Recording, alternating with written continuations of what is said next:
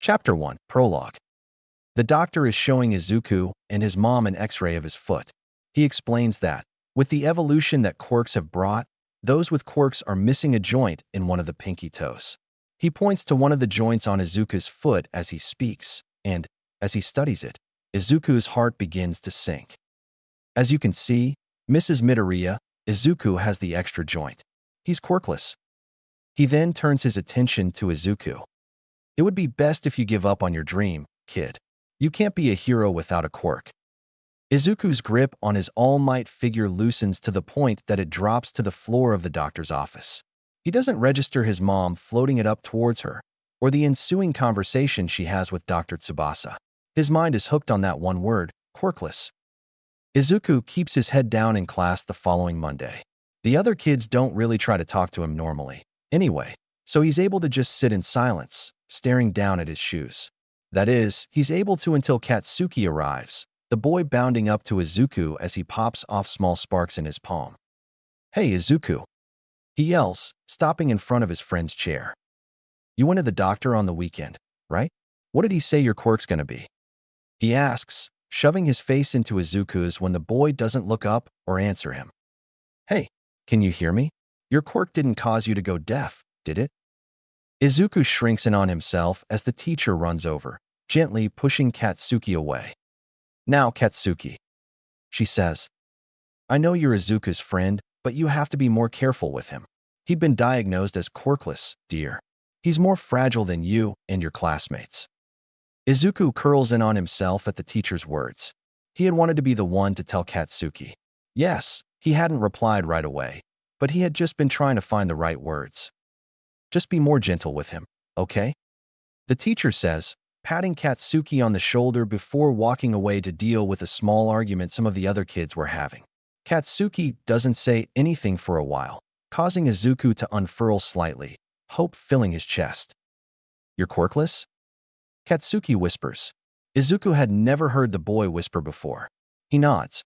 Katsuki scowls, the small pops in his hands growing into sparklers. "What the hell?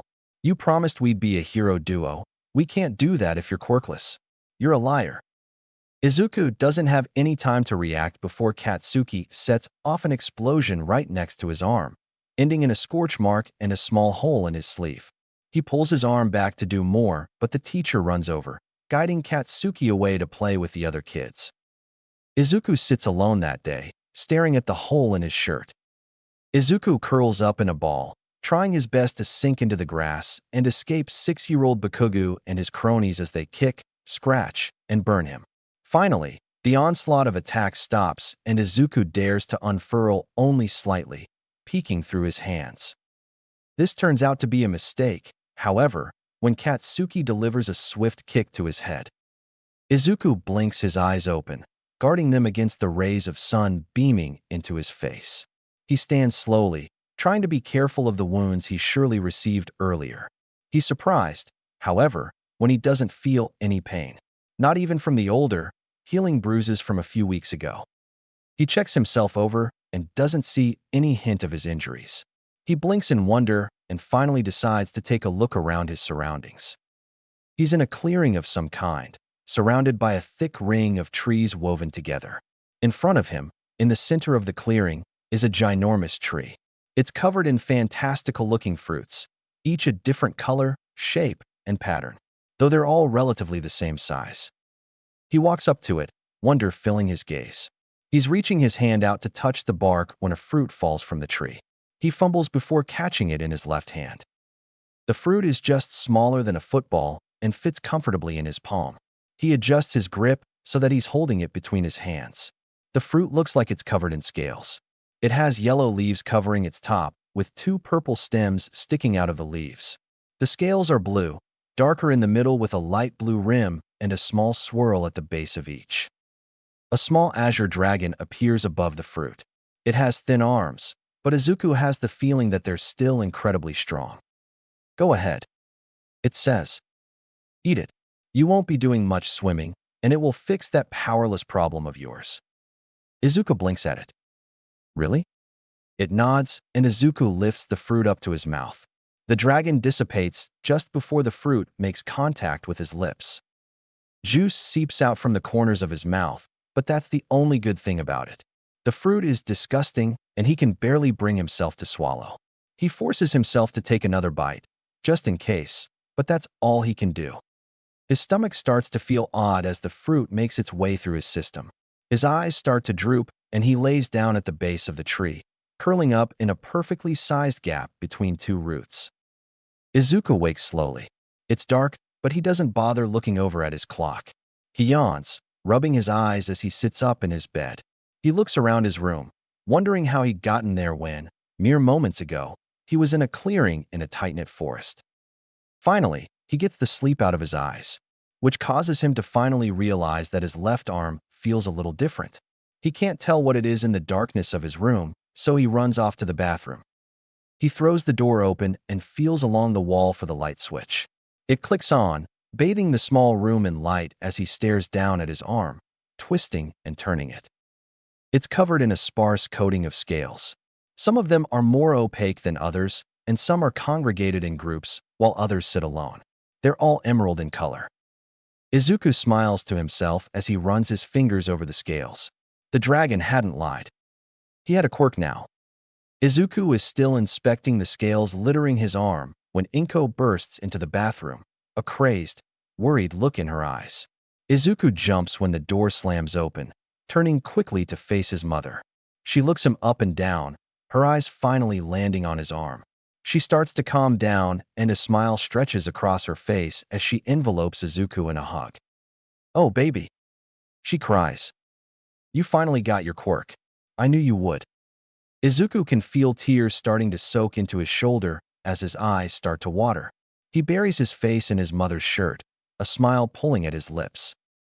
They stay like that for a while, mother and son wrapped up in only each other and their excitement until the rising sun is peeking through their windows and lighting up the apartment. Inko finally pulls herself away, wiping her tears away with her sleeve before gently brushing away Izuku's with her thumb. "What do you say I keep you home from school today? We can have a special breakfast and spend the day doing whatever you want, okay?" Izuku nods, bounding down the hall with Inko as they head into the kitchen. He insists on helping her cook, tying her apron for her before spinning around so she can tie his.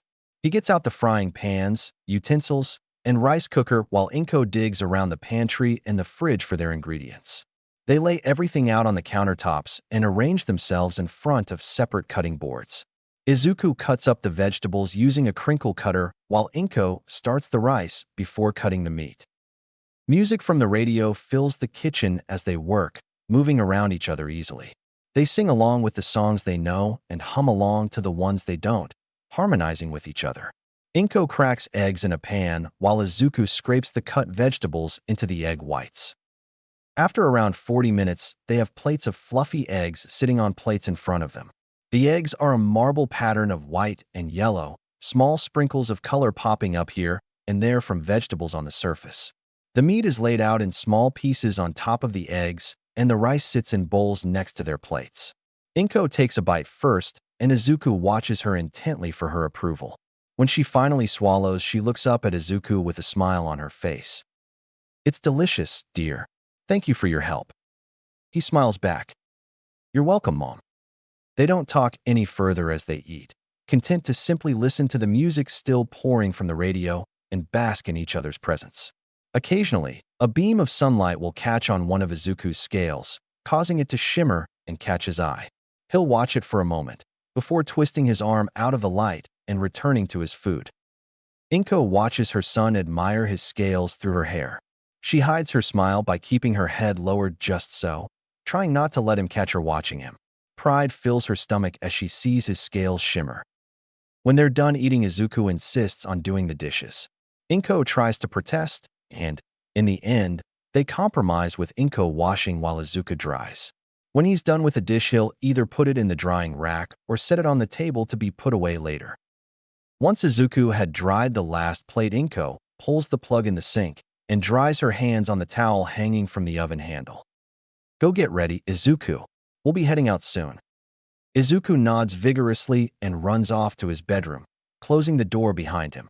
He digs through his closet to find something he likes, and ends up picking a simple t-shirt with suit written across the chest, His pun shirts always make Inko laugh, and a pair of black leggings. He grabs his public backpack from the closet. It's a plain black backpack instead of his bright yellow school bag.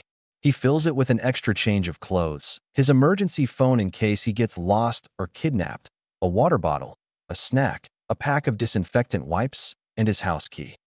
He bounces back into the living room and switches on the news while he waits for Inko to finish getting ready. It's not overly interesting, just some overviews of small attacks that had happened the day before. It only takes around 20 minutes for Inko to emerge from her room, dressed in a simple pink dress with her hair in a half-up, half-down style. Izuku jumps up from the chair and turns off the TV. "Ready to go, Mom?" Inko nods, smiling as she and Izuku exchange their slippers for shoes by the door. Inko holds the door open for Izuku before slipping out herself, locking the door behind them. "You have your house key, right, Izuku?" He nods, patting his backpack before slinging it over his shoulder. They walk down the steps together, heading to the park. Izuku hands his bag off to Inko as she finds a bench to sit down on. He runs off into the playground, beelining for the monkey bars. The park is empty since most kids are either in school or daycare.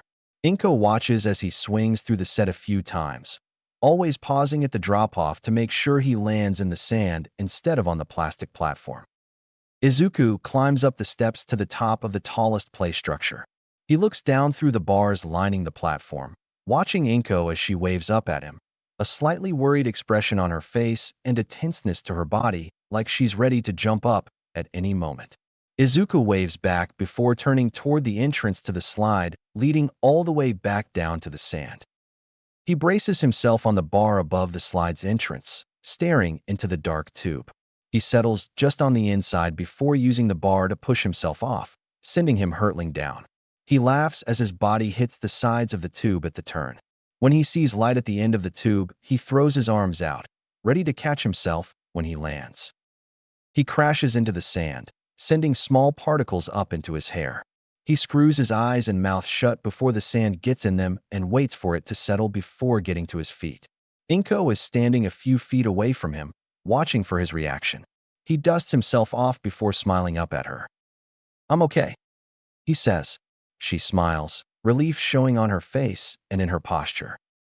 "What do you say we head down to get ice cream, dear?" Izuku beams as he runs over, taking his bag from Inko's outstretched hand. They walk down the street to a nearby ice cream parlor. The owners were an old, quirkless couple, and they had always been welcoming to Izuku, unlike other places. The bell above the door dings as they enter, and the old woman behind the counter smiles when she sees them. "Hello, Inko, Izuku." Izuku interrupts her by running up to the counter, eagerly showing off his arm. Look, I got my quirk." The woman adjusts her glasses and gingerly takes Izuku's arm in her hand, turning it to the side so she can best see the scales. "That's wonderful, Izuku. Would you like a free ice cream to celebrate?" Izuku's eyes widen. "Really?" She nods, already filling a child-sized bowl with cookie dough ice cream, Izuku's favorite. When he had run off to his and Inko's usual booth, Inko walked up to the counter. The woman raises her brow as she starts filling a bowl with mint chip. Inko sighs. "I have a doctor's appointment booked for tomorrow. I woke up last night to him squealing in the bathroom, inspecting his scales. I really don't know where it came from. No one in my or Hisashi's family has quirks like this. I mean..." The woman just nods. "It's all right, dear. Just..." She lowers her voice to a whisper, causing Inko to lean in just so she can hear her. "You didn't make a deal for it, did you? And he didn't either?" Inko shakes her head. "No. Is it possible to make a deal for a quirk? How would that work?" The woman shakes her head, simply handing Inko her ice cream. "Never mind, dear. Just go enjoy your ice cream, all right?" Inko nods, accepting her bowl and sitting down in the booth across from Izuku. They eat their ice cream in peace, Izuku a little more fervently than Inko.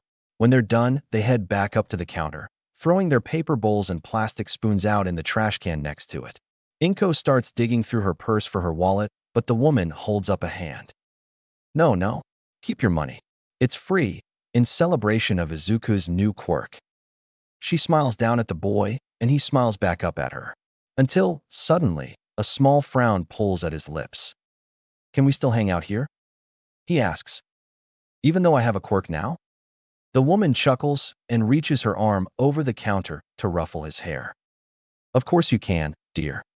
His smile comes back full force as he looks up at her. Thanks. He grabs his mother's hand as they leave, skipping beside her as they move on to the train station so they can travel to Izuku's next favorite place, the library. Specifically, the one closest to the red light district, just on the outskirts of Mizuta-fu. The train ride is quiet, and their car isn't stuffed full of people, which is always a treat. Izuku bounces in his seat beside Inko, eyes glued to the window across from him. Just under an hour later, the train pulls into their station. Izuku jumps up from his chair and grabs Inko's hand as she leads him through the crowds. He sticks to her side, matching her pace as best he can. The walk to the library isn't too long, and they arrive quickly.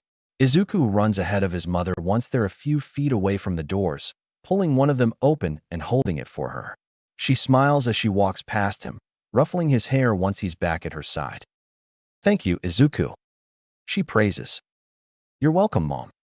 He replies, beaming up at her before his attention is pulled towards the kids' section. Inko chuckles, gently nudging him forward. Go ahead. I just need to put my book in the return box, all right? Izuku nods and runs over to the first shelf, which is kept stocked with hero-based books. Most of them are rather old, but Izuku doesn't care.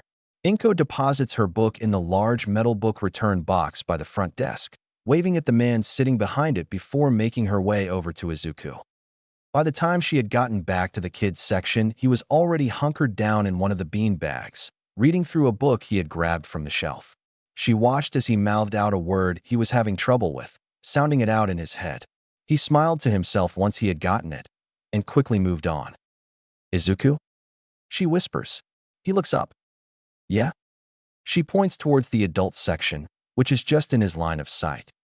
I'll be just over there, all right? He nods, going back to his book, and she makes her way to the mystery section to start browsing books. They leave the library around an hour and a half later, both carrying 3 books in their bags.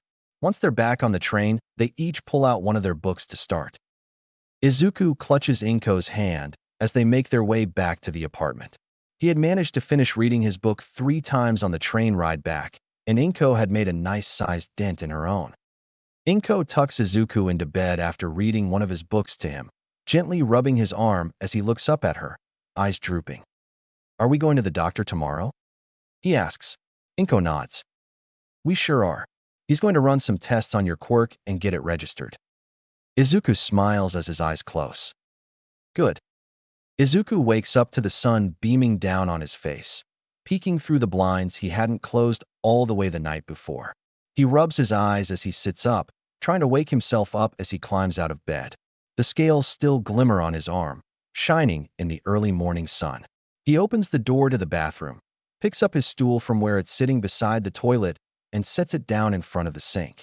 He pushes it forward a little with his foot before climbing on top of it, turning on the faucet as he grabs his toothbrush from its cup. He runs the toothbrush under the running water for a minute before turning the water off and trying his best to put toothpaste on the bristles. He manages to get the right amount on his brush and keep any from falling in the sink, which he considers to be a great accomplishment. As he's brushing his teeth, Inko pokes her head in. Breakfast will have to be quick today, all right? Are leftovers from yesterday okay? Izuku nods and Inko ducks back out. He can hear her footsteps retreating to the kitchen, and he waits until he can hear the faint sound of the fridge opening to spit out the toothpaste that had frothed in his mouth. He turns the sink back on and rinses his face off before rinsing his brush. Once it's clean, he hops down from his stool and opens the bathroom door, making his way to the kitchen. Izuku skips a few steps ahead of Inko as they enter the doctor's office. It's a different one than the one he was diagnosed at. This one was a little bigger, and the outside walls are a soft white rather than gray. The doctor they're seeing is different, too. Izuku was pretty sure he had heard Inko say that Dr. Tsubasa had creeped her out a bit, but she had told him that getting a second opinion was always good. So he guesses that both must be true. But, to be fair, Dr. Tsubasa had creeped him out a bit, too. Izuku sits down in front of the bead maze set up in the corner while Inko checks in at the front desk. After a few minutes, she takes up the chair next to him, watching as he moves the beads along the tracks.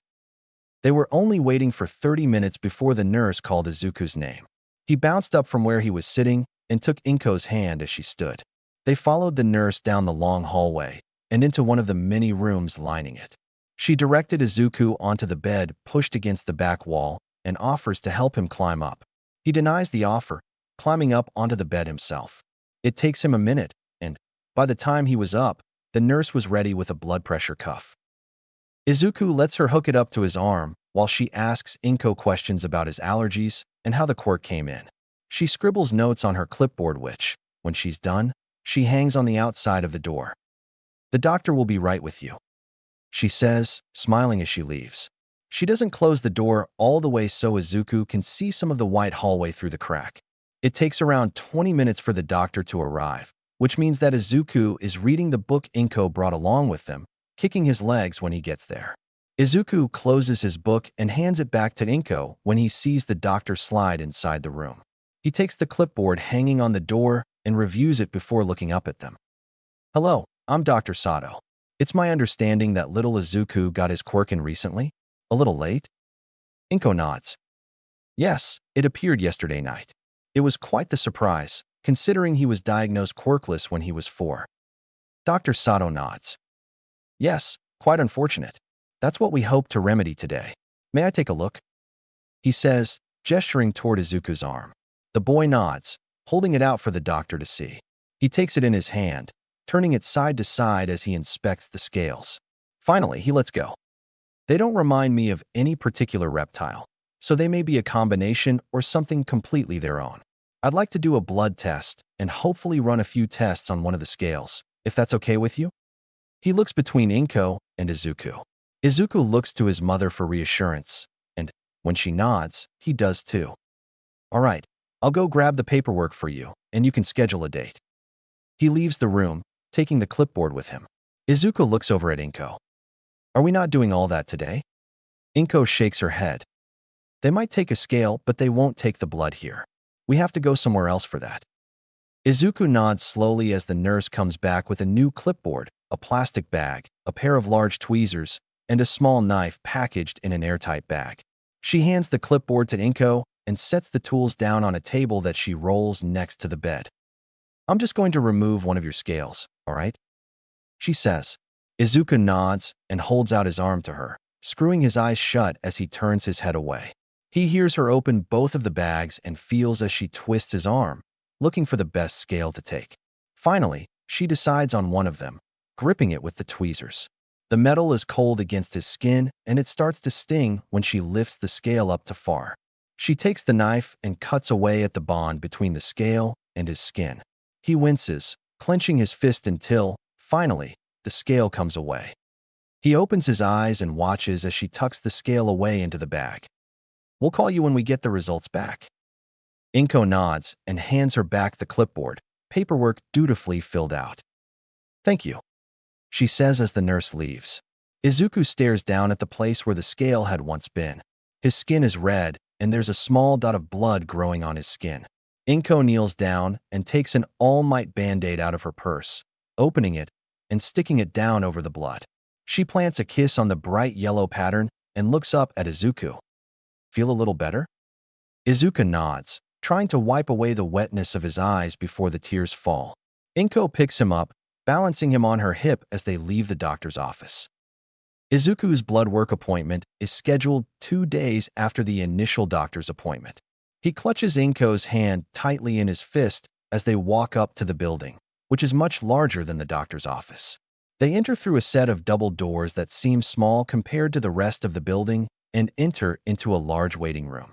This one, much to Izuku's disappointment, doesn't contain a bead maze. Inko tells him to go sit down in one of the chairs while she checks in at the front desk. He tries to climb up onto one of the chairs in the corner, but it wobbles and he hops down before it can fall. Instead, he stands in front of it, waiting for Inko. When she finally finishes checking them in, she helps Izuku up onto the chair. They wait patiently for around 20 minutes for the nurse to call Izuku's name. She leads them down the hall and into one of the closer rooms, pointing Izuku towards a chair with a table attached, and telling Inko she can take the chair in the corner. Izuku doesn't need help getting into his chair this time, as there's a small step attached to it. The nurse returns a few minutes later with a small tube, a needle, a small bottle of something Izuku can't identify, and what looks like a cotton ball. She sets the items down on a table beside Izuku's chair and pops open the bottle while grabbing a cotton ball. "Can you place your arm on the table for me, dear?" she asks. Izuku nods, placing his arm palm up on the table attached to the arm of his chair. She leans over and inspects his arm for a moment before finding a place that she likes. She pours some of the liquid onto the cotton ball and rubs it over the area. "I'm just disinfecting it first," she explains. Izuku nods, watching her actions intently. Once she's happy, she throws the cotton ball into the trash can under her table. She then takes the needle out of its packaging and attaches her tube to it. She then tells Izuku to look at Inko instead of what she's doing. "It'll help with the pain," she says. Izuku watches Inko for a moment, but once he feels the needle inserted into his skin, he looks down at his arm. He watches as the small tube attached to the needle fills with his blood, the thick crimson liquid slowly climbing to the top. It doesn't take long for the tube to become full. She then presses a piece of gauze down where the needle meets his skin and pulls it out in one deft move. Izuku flinches as she presses the gauze down and secures it with a piece of tape. The nurse chuckles. "Yeah, the removal is somehow more painful than it going in." She then pats Izuku on the arm as she sticks a label to the tube. "You're all good to go now, though. Your doctor's office will call you with the results when we get them." Inko nods, taking Izuku's hand as he jumps down from the chair. "Thank you." The call from the doctor comes the day before Izuku is due to return to school.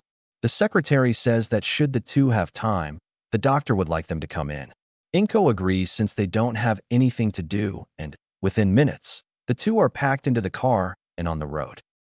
When they arrive, they're the only ones in the waiting room. The doctor even comes to get them himself, leading them back to the same room they had used on their first visit. He has a new clipboard in hand as he closes the door behind them. "All right, so according to Izuku's blood test, he most certainly has a quirk. The alterations to his DNA are much too prominent to ignore. I believe that his quirk will become incredibly powerful as he ages." Inko's eyes widen and Izuku beams, kicking his legs. What amazes me even further is that, after running some tests on Izuku's scale and comparing the results to one of Ryuko's, which she was generous enough to give us, we believe his quirk is something related to a dragon. We also believe that Izuku's quirk is the only dragonic quirk in existence, seeing as his scale seems much purer and unlike any reptiles we've discovered so far. While, upon further inspection, Ryuko's seems to be a tight mix of many different reptiles. "Oh my!"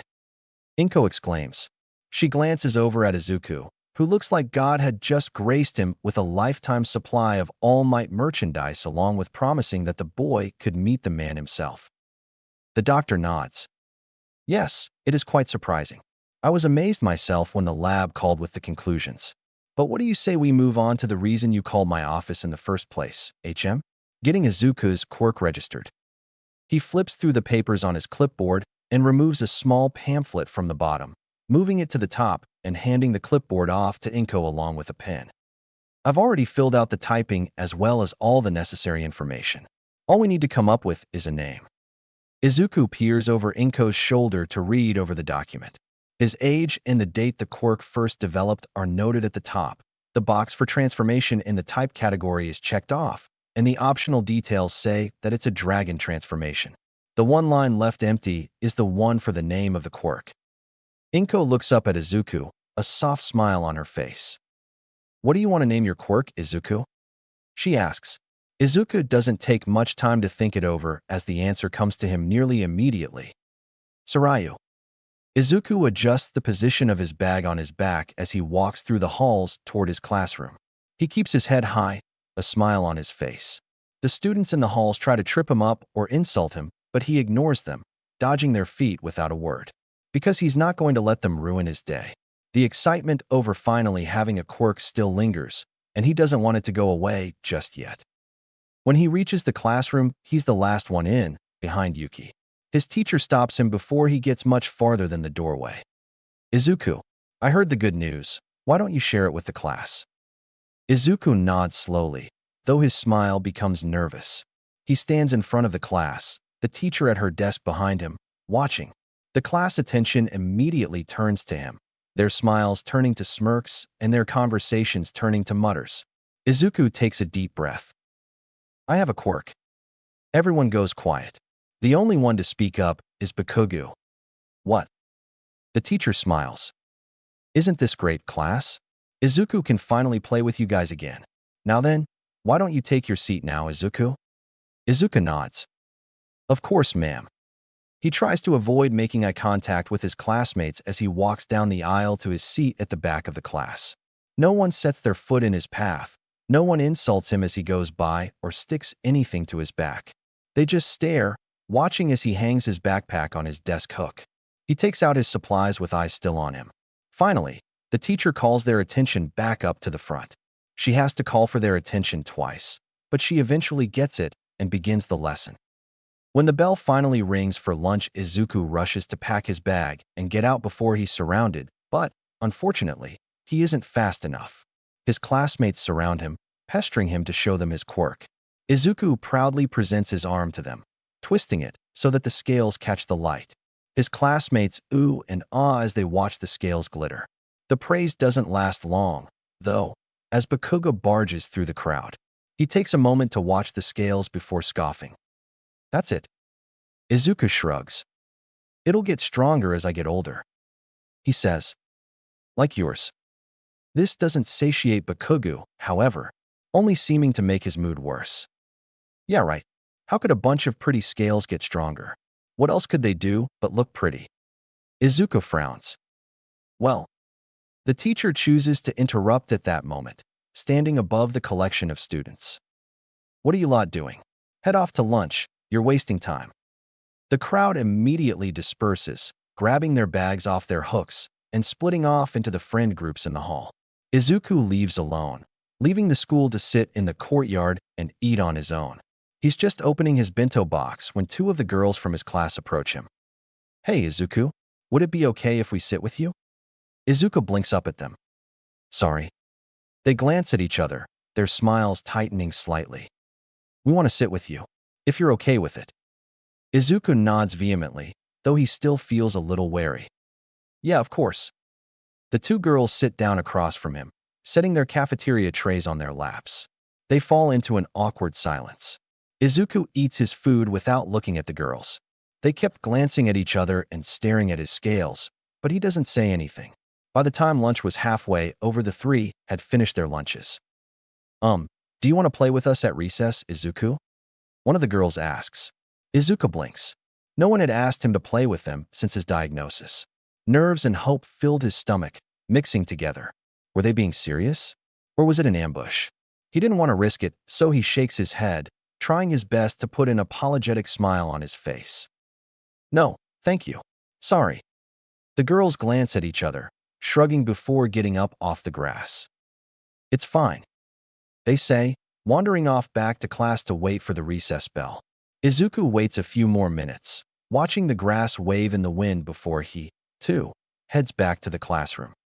Izuku sits by himself at recess, as usual, under his favorite tree with his notebook balanced on his lap and his pencil case next to him. As he's working on an analysis of a fight he had seen on the news that morning, a shadow falls over him, blocking the sun he was riding by. He looks up to see Bakugo looming over him, a scowl on his face. Have you been lying to me, Deku? Think you're fucking funny? Izuku shakes his head vehemently as he closes his notebook, standing slowly as he tries to placate the other boy. No, of course not. I really thought I was quirkless. Bakugo doesn't seem to be listening to him. Did you fucking think I'd never find out? Realizing that he wouldn't be able to talk the other down, Izuku turns, ready to bolt in the opposite direction. Bakugo doesn't give him the chance to get very far, however. He aims at Izuku's back and sets off the largest explosion he could. Izuku yelps as he stumbles due to the impact. He can smell his shirt burning, though, unlike usual, the smell of burning flesh doesn't join it. Confused, he twists around to try and see what his back looks like. He spots the edge of the burning hole in his shirt, but that's it. Suddenly, the teacher appears at his side. Katsuki, why don't you play nicer with Izuku? Look at what you've done to his shirt. Take this as a warning, all right?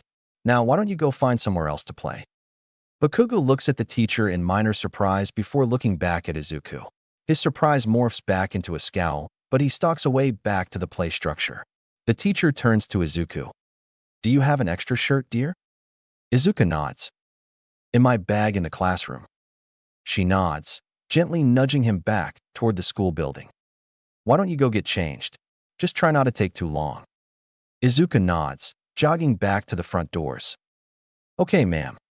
When he gets through the doors, he slows to a walk. When he reaches the classroom, he kneels down in front of his bag and opens the back pocket, which blends in with the rest of the bag. He grabs the plain black shirt he keeps in his pocket and brings it down the hall to the bathroom. As he's changing, he can feel the scales covering his back. His eyes widen as he realizes that his quirk had activated on his own, protecting his back from the burn that should have marred it. His mind raced as he pulled on his new shirt and left the bathroom. His scales were not only fireproof, but able to activate on their own in order to protect him, which meant that there were so many possibilities for his future abilities. Like an impenetrable armor of scales, or he could partner with Endeavor to attack villains while they were distracted by his flames. The rest of the day goes smoothly. By the end of the day, the entire school knew he had a quirk, meaning that as he left at the end of the day, everyone was staring at him in the halls. He leaves nervously, watching everyone nervously. He gets out to Inko without incident, much to his relief, and runs into her waiting arms with a big smile on his face.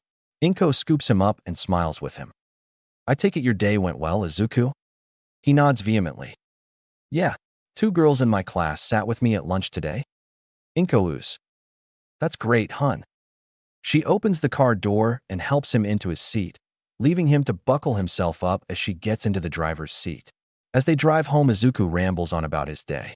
Some of the things he's the most excited about are things that should have been normal, Inko notices. Like not being tripped in the halls and being called on in class. She tries to keep the tears from spilling down her cheeks as she smiles at her son through the rearview mirror. When they reach the apartment, Izuku settles at the kitchen table to do his homework, while Inko sits down across from him to complete some of her own work. When he's done, Izuku sets his pencil down and taps the table with his knuckle to get Inko's attention. Mom? Yes, dear? She says. She stops typing, giving Izuku her full attention. I was wondering if I could start going to a quirk therapist? Inko nods. All right. It may be a while before I can find you one, though. Izuku nods. That's fine. Also, can I use the computer? Inko chuckles. Sure. Izuku smiles as he hops off the chair and goes down the hall to the computer room. He climbs up onto the chair carefully, taking a moment to catch his breath before turning on the computer. He puts in the password and starts looking for exercises he can do at home. He spends hours looking through articles detailing the simple workouts he can start with, though he can't find any 6-year-olds, so he files them away for when he's older. Finally, he comes across an article singing the praises of yoga. Something they say is suitable for all ages. They even include links to multiple different videos, all different levels. There's even one for kids.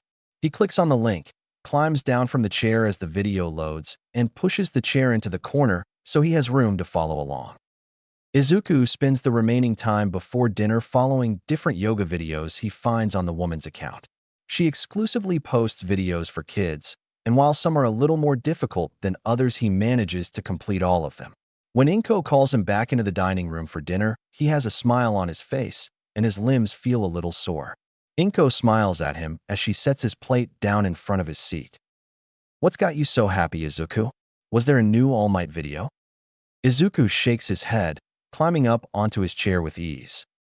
No, but I found training I can do all by myself. Inko nods to show she's listening as she uses her chopsticks to pick up a bite of rice. And what's that? Yoga. Izuku exclaims excitedly. Inko swallows her bite before talking.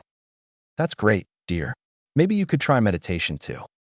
Izuku tilts his head to the side slightly. What's that? It's when you sit still and focus on your senses or your thoughts. It can help put you in tune with your body and develop your situational awareness. You can find guided meditation online or do a bit of research and try it on your own, or both.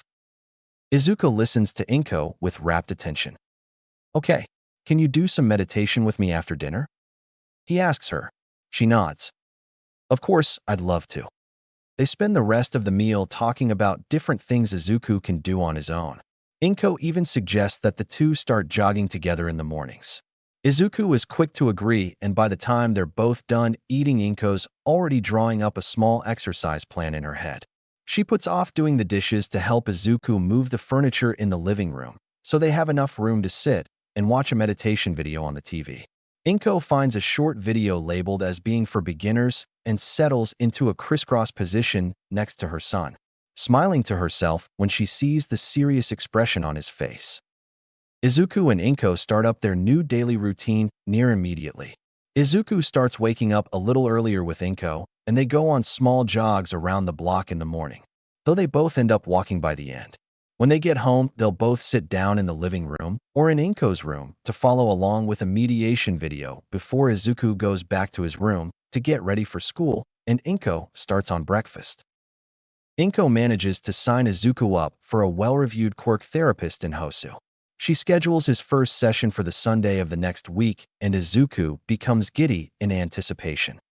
When it's finally time for Izuku to go for his first session, he dresses in his best leisurely clothing, an unstained t-shirt and pants that were only minorly ripped in the knees, revealing the next layer of fabric instead of his skin. He grabs his backpack and removes the school things, sorting them out on his desk. He grabs the notebook he had been using to keep notes on his quirk and slips it into his bag. He takes his pencil case off his desk and slips it in next to the book. He makes sure he has his emergency phone and throws the backpack over his shoulder. Inko is waiting for him at the front door when he leaves his room. She holds Izuku's bag while he tugs on his shoes. Once they're both out in the car, Inko hands Izuku her phone and lets him pick the music. When they arrive, Izuku dutifully hands the phone back to Inko and follows her out of the car. While Inko checks in at the front desk, Izuku settles into a chair by the doors. There's a shelf of pamphlets sitting against the wall next to his chair. He picks one about online communities. Inko sits down in the chair next to him. She takes a book out of her bag and starts up where she left off, occasionally glancing over at Izuku as he reads through the pamphlet. It details different forums set up for different communities, like people with mutant-type quirks or quirks others consider villainous. For a moment, Izuku wonders if there's anything like that for the quirkless before remembering that it would matter if there was. He's not quirkless anymore. He's just sliding the pamphlet back into its spot on the shelf when a man dressed in a simple knitted sweater and slacks steps out into the waiting room. Midoriya Izuku? Izuku sits down in a chair in front of the quirk therapist's desk. Inko was still waiting for him in the lobby, as the man had insisted. Izuku stares at the file the man sets down on the desk before sitting. He smiles at Izuku, and Izuku tentatively returns the gesture. Hello, Midoriya. Before we start working on your quirk, is there anything you want to tell me about it? Izuku shakes his head. No, the file has all of my quirk information anyway, right? He asks. The man makes a so-so gesture. It has what's been registered, but I'm sure there's something missing. All it says is that the quirk allows scales to grow on your body. Izuku blinks. Oh. The man nods. And your mom told me you like to analyze quirks. So I assumed that you had some notes you'd want to share. It's all right if you don't, though. I understand that it can sometimes be a little more difficult to analyze yourself compared to others. Izuku nods slowly. I guess, but I do have notes. The man spreads his arms. Go ahead, then. He encourages.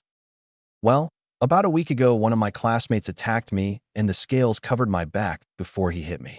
It stopped me from getting burned, but they weren't strong enough to keep me from getting bruises. I think that my quirk connects to my subconscious. Izuku's face contorts slightly as he struggles with the word. Subconscious? The man offers. Izuku nods. Yeah, subconscious, because I hadn't noticed him about to attack me. At least I hadn't been conscious of it. But my quirk knew, and it protected me. The man nods, scribbling a few notes down in a notebook. Izuku hadn't noticed him take it out. That's a great theory, Midoriya. Quirks often act on their own, or at least seem to, in order to protect their user. Izuku doesn't add the fact that he thinks the dragon might be a factor, too. He's noticed that whenever the thinks about mentioning he's overpowered by a feeling telling him not to. He thinks the dragon is doing that, too. Maybe it's shy. Izuku hadn't realized he had zoned out until the therapist was calling his name. Midoriya? Midoriya, are you okay? Izuku nods. Yeah, I was just thinking. The man hums and flips the notebook closed. Well, then, I think I know what I want to work with you on to start. Izuku tilts his head, listening intently. I'd like you to try focusing on your scales, how differently they feel compared to your skin. Try to create them yourself. Here. He reaches behind him and opens a filing cabinet, pulling out a hardcover notebook. You can record anything that happens in here. I don't expect anything big, really. Even if you can just strengthen one or two already existing scales, I want you to write it down, okay? Izuku nods, eagerly taking the notebook from the man's hands. The man then gets up from his seat and waves for Izuku to do the same. Why don't we give it a try here first, all right? Izuku nods and sets the notebook down on his chair as he gets up to stand in front of the counselor. All right, focus on the scales on your arms. Izuku does as he's told, doing his best to try and change the scales in some way. The two stand there for around 10 minutes before the counselor finally lets Izuku stop. That's okay. It may take a few tries before you get any results. Our session is almost over. Is there anything else you wanted to tell me before you left? Izuku thinks for a moment, grabbing the notebook he had left on his chair before shaking his head. The man smiles, glancing up at the clock in the corner of the room before gesturing for Izuku to follow him.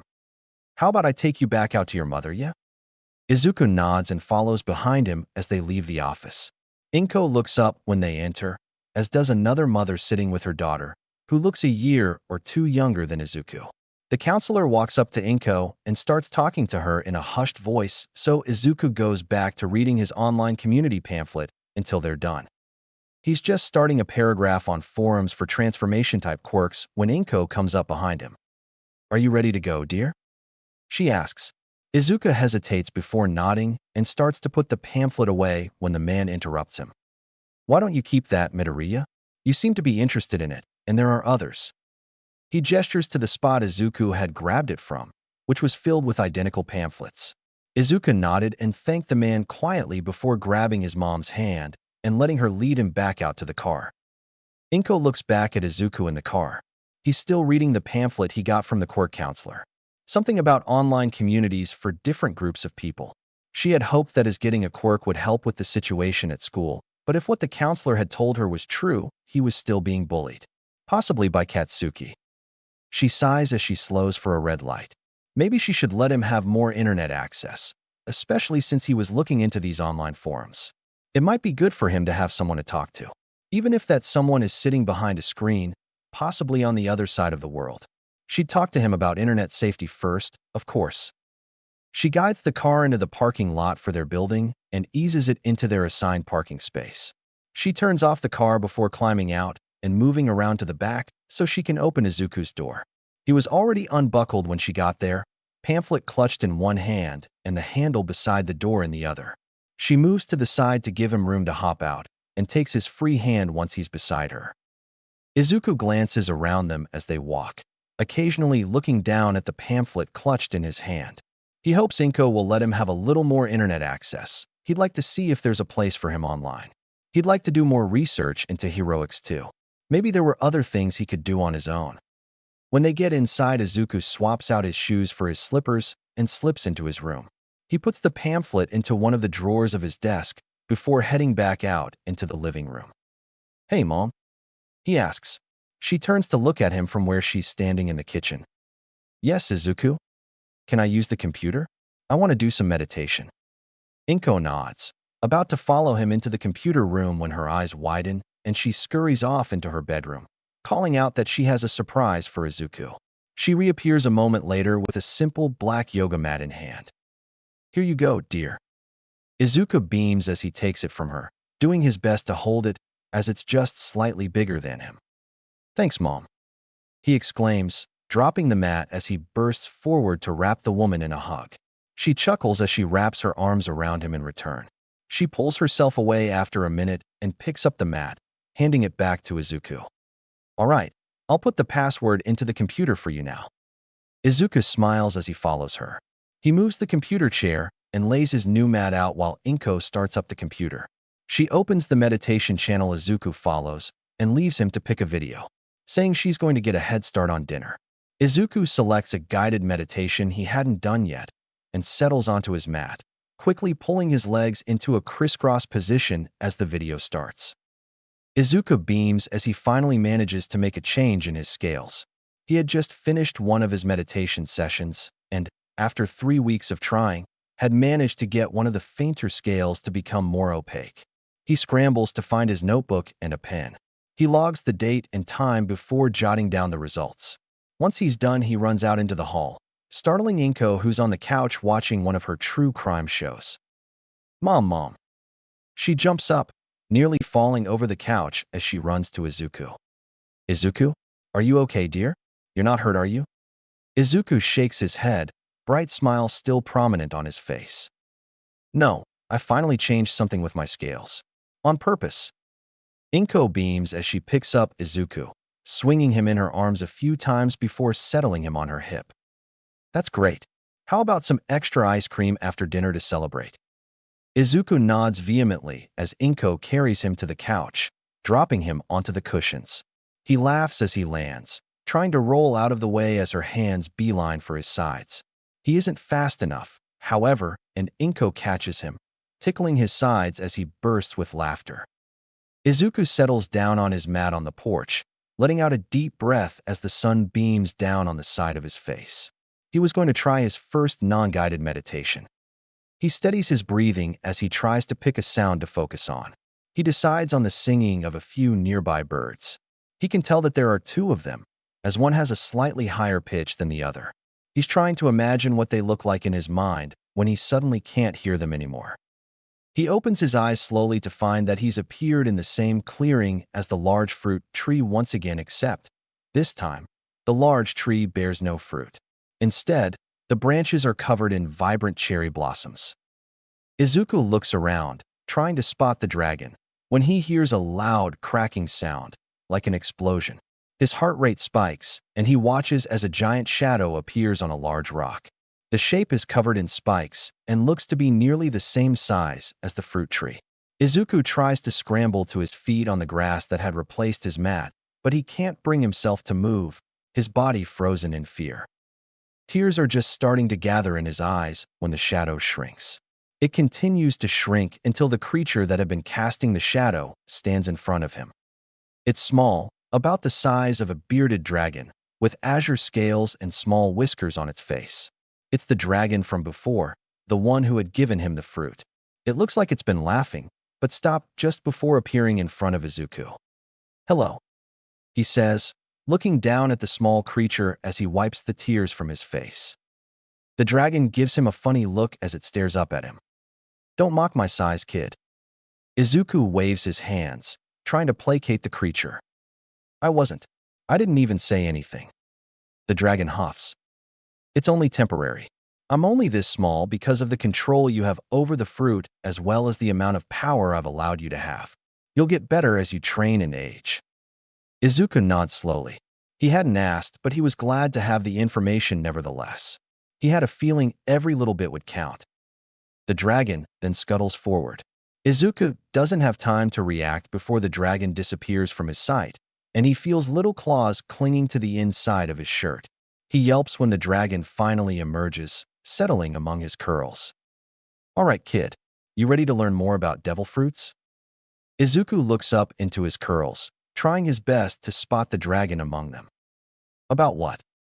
The dragon sighs, and the stark blue sky above them goes black before a smattering of stars winks into life. A screen appears in front of them, showing an array of different fruits like the others Izuku had seen in the tree. Devil fruits. You ate one. It's how you got your powers. Or what your kind calls a quirk. Izuku hums, trying to commit everything the dragon says to memory so he can write it down in his notebook later. All right, let's start with the basics. Devil fruits are mysterious, incredibly distinctive, and scattered across the world, though you're the only user in this one. Izuku holds back his exclamations and questions, not wanting to interrupt the dragon. Each devil fruit and devil fruit type grants the user a different superhuman ability. But these abilities don't come for free, because nothing does.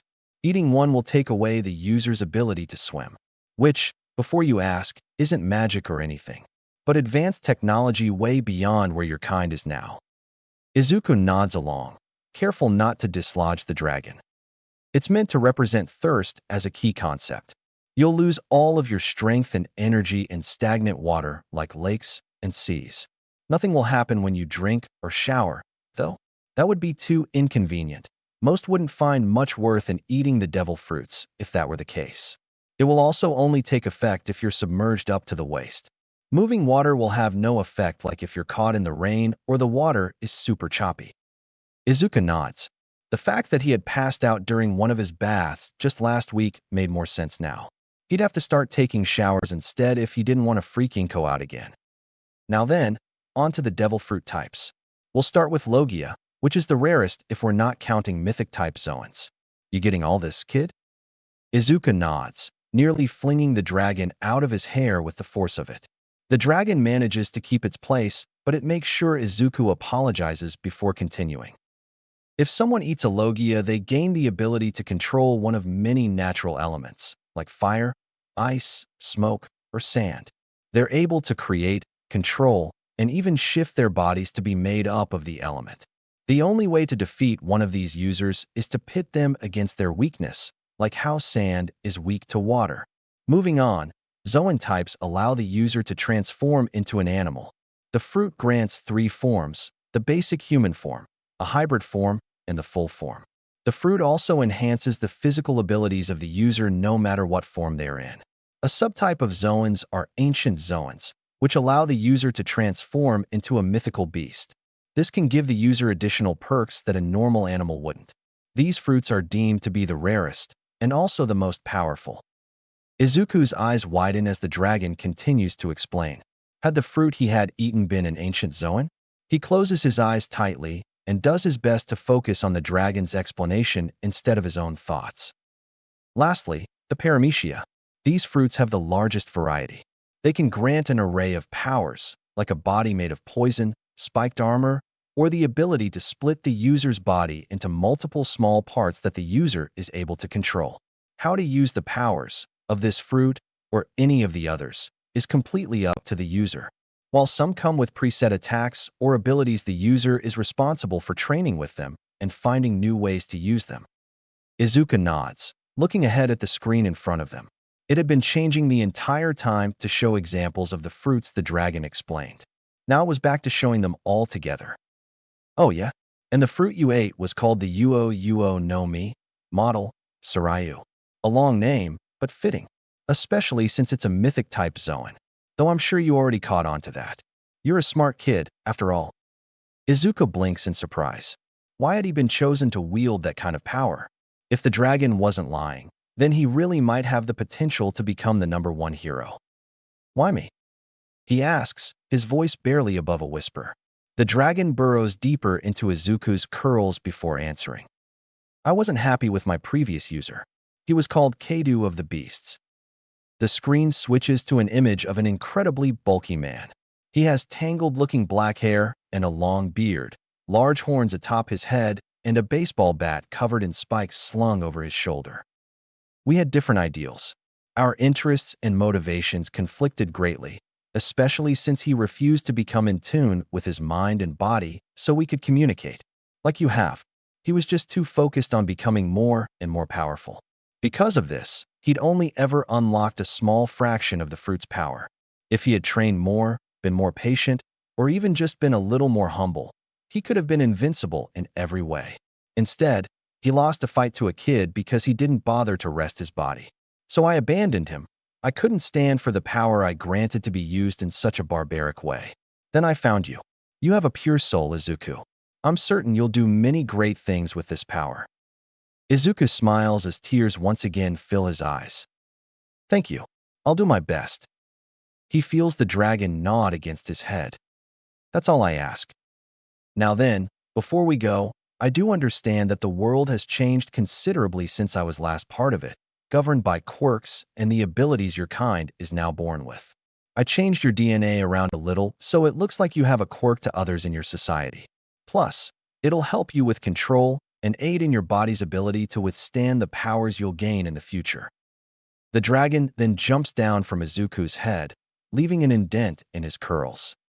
That's all we have time for today, I'm afraid. I'll talk to you again later. Okay, kid? Izuku is about to reply when he blinks, and, suddenly, he's back on his porch. His mat is beneath him instead of plush grass, and the birds are still singing in their tree. He jumps up, thinking he's late for school or something, but just before he throws open the porch door, he stops. Inko is still in the kitchen, packing his lunch for the day.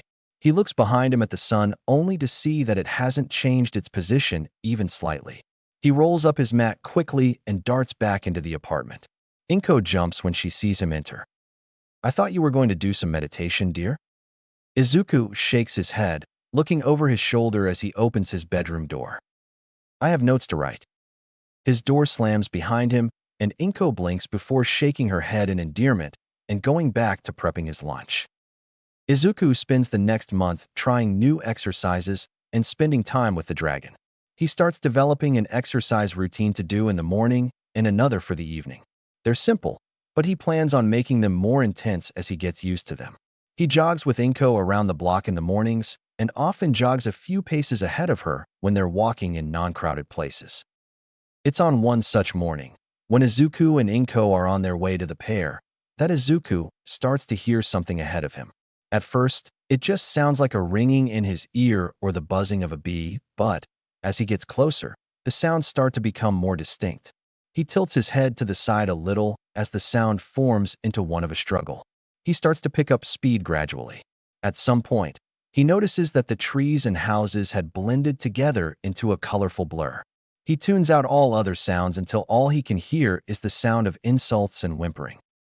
He rounds the corner of the park, skidding to a stop in front of the gate. A few meters away, in the sand pit, a group of kids are surrounding a girl, kicking at her as they spew insults. Even from as far away as Izuku is, he can hear the insults they're spitting. You belong in a barn. Shouldn't you be traveling with the circus? Or the carnival? You aren't even human. Why do you go to school? Ugly. Filthy. Mule. Izuku doesn't know how he gets there, but he finds himself standing in front of the girl, blocking the others from getting to her. Stop it. Leave her alone. He yells, throwing his arms out at his sides. The kids stop for only a moment before they start yelling at him instead. What are you doing? Can't you see she's a filthy mutant? Why are you trying to stop us?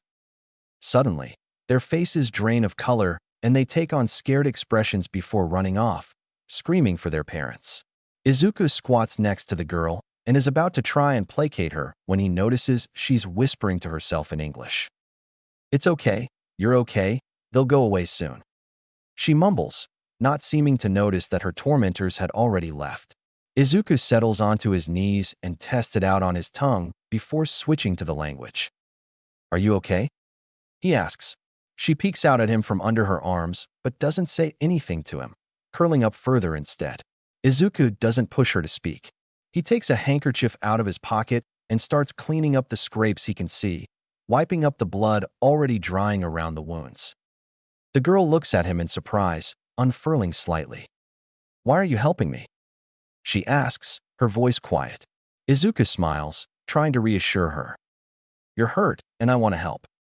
He says simply. She looks confused. But don't you hate me? I'm a mutant. Everyone hates mutants. Izuku shakes his head. I don't think that about you. I don't think that about anyone with a mutation quirk. I think they're fascinating, actually.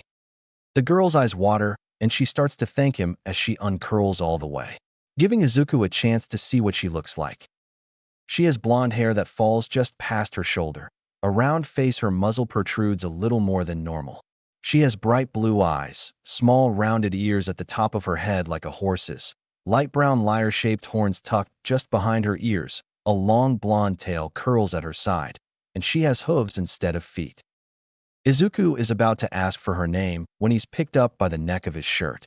His eyes meet those of an enraged-looking woman with bobbed curly blonde hair, thick curled horns, and cow ears. She shakes him vehemently as she starts to scream. How dare you hurt my daughter? Look at what you've done, you little brat. The girl starts begging her mom to stop, but the two voices swim together in Izuku's head as he's shaken back and forth. The woman continues to scream, drowning out her daughter's pleas. The girl's expression morphs into one of frustration as her fists clench at her sides. "Mom, stop!" she yells, finally getting her mother's attention. "He was helping me. He scared away the others, and he cleaned out my scrapes, see?" She holds up her arm so her mom can see one of the freshly cleaned cuts as she points to the handkerchief in Izuku's hand with the other. The woman puts Izuku down and starts to apologize. "Oh my God, I'm so sorry." Izuku holds up a hand, stopping her as he draws in a deep breath, trying to put on his best placating smile as his vision stops spinning. "It's fine, really. You were just trying to protect her." The woman winces and picks her daughter up off the ground, setting her on her feet. "Still, I really shouldn't have shaken you like that. Are you okay?" she asks. Izuku nods. "I'm fine." The girl huffs, stepping up to him. "Thank you for helping me. I'm Pony." She sticks her hand out for a handshake, likely something she had picked up from her parents. Izuku smiles, grabbing her hand. "I'm Izuku." They shake hands once before letting go of each other. "Want to be friends?" the girl asks, hesitant. Izuku nods, his smile widening. "Yeah." Just then Inko appears at the gate to the park. She doubles over, hands on her knees as she tries to gather her breath. Izuku waves and calls out to her, smile falling slightly when he sees the look on her face. "Izuku, why would you run ahead like that? And how did you go that fast?" Izuku tilts his head. "I didn't run that fast, I don't think." Inko shook her head. "At first you weren't that fast, yes, but as soon as you turned the first corner, I lost sight of you. Why would you do that?" Izuku rubs the back of his neck sheepishly. "Sorry, Mom. I heard Pony getting hurt, and I wanted to help." Inko looks at him with wide eyes. "Your quirk must be growing already. I didn't hear a thing." Izuku's eyes shine for a moment before he remembers that he is likely currently in trouble. "I hope he isn't in too much trouble." The woman cuts in, stepping forward. "I'm Tsunatori Hina, Pony's mom," she says, gesturing to her daughter. "Your son saved her from a group of bullies while I was taking a phone call." Inko's expression softens as she looks down at Izuku. "He always has been a little hero. All right, you're not in trouble this time, Izuku. But please don't do that again." Izuku nods vehemently. "I won't promise. Can we go play now?" he asks, looking between the two women. They both nod, and he smiles at Pony before taking her hand and running off to one of the play structures. The two mothers watch them for a moment before wandering off to find a bench. "I'm really grateful Pony was able to make a friend, especially so soon," Hina says after a moment. Inko looks over at her. "Oh, did you move here recently?" Hina nods. "Yes, we moved here from America after my husband got an offer for a better job. We thought it would be good for me, too, since Japan seemed like a good place to further my hero career. Then there's the fact that, should Pony decide to, she can attend UA." Inko's eyes widen. "You're a hero?" The woman nods, a small smile on her face as she watches the children. "Yes, though I admit my hero name is a little dumb." Inko shakes her head. "I'm sure it's fine. It can't be dumber than Captain Celebrity." Hina laughs. "I guess not. How do you know about him?"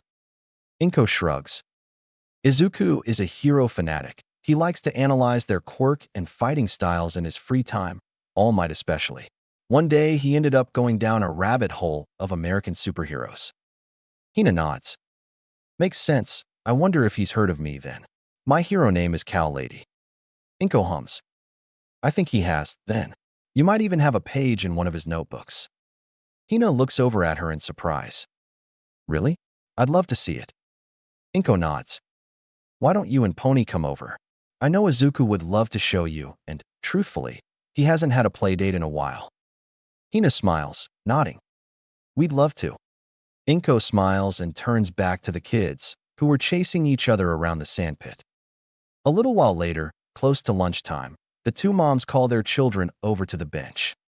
"Are you all right with going to the Midoriya's apartment, Pony?" Hina asks. The girl is quick to nod. "Yeah."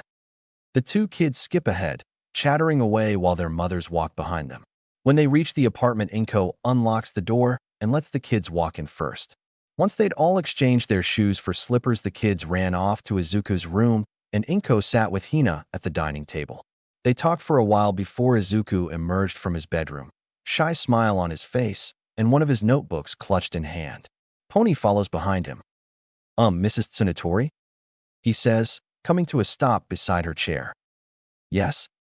She says, looking down at him. Are you the hero cow lady? She smiles. I am. His smile widens as he presents her with his notebook, open to a page detailing her quirk in his messy 6-year-old scrawl.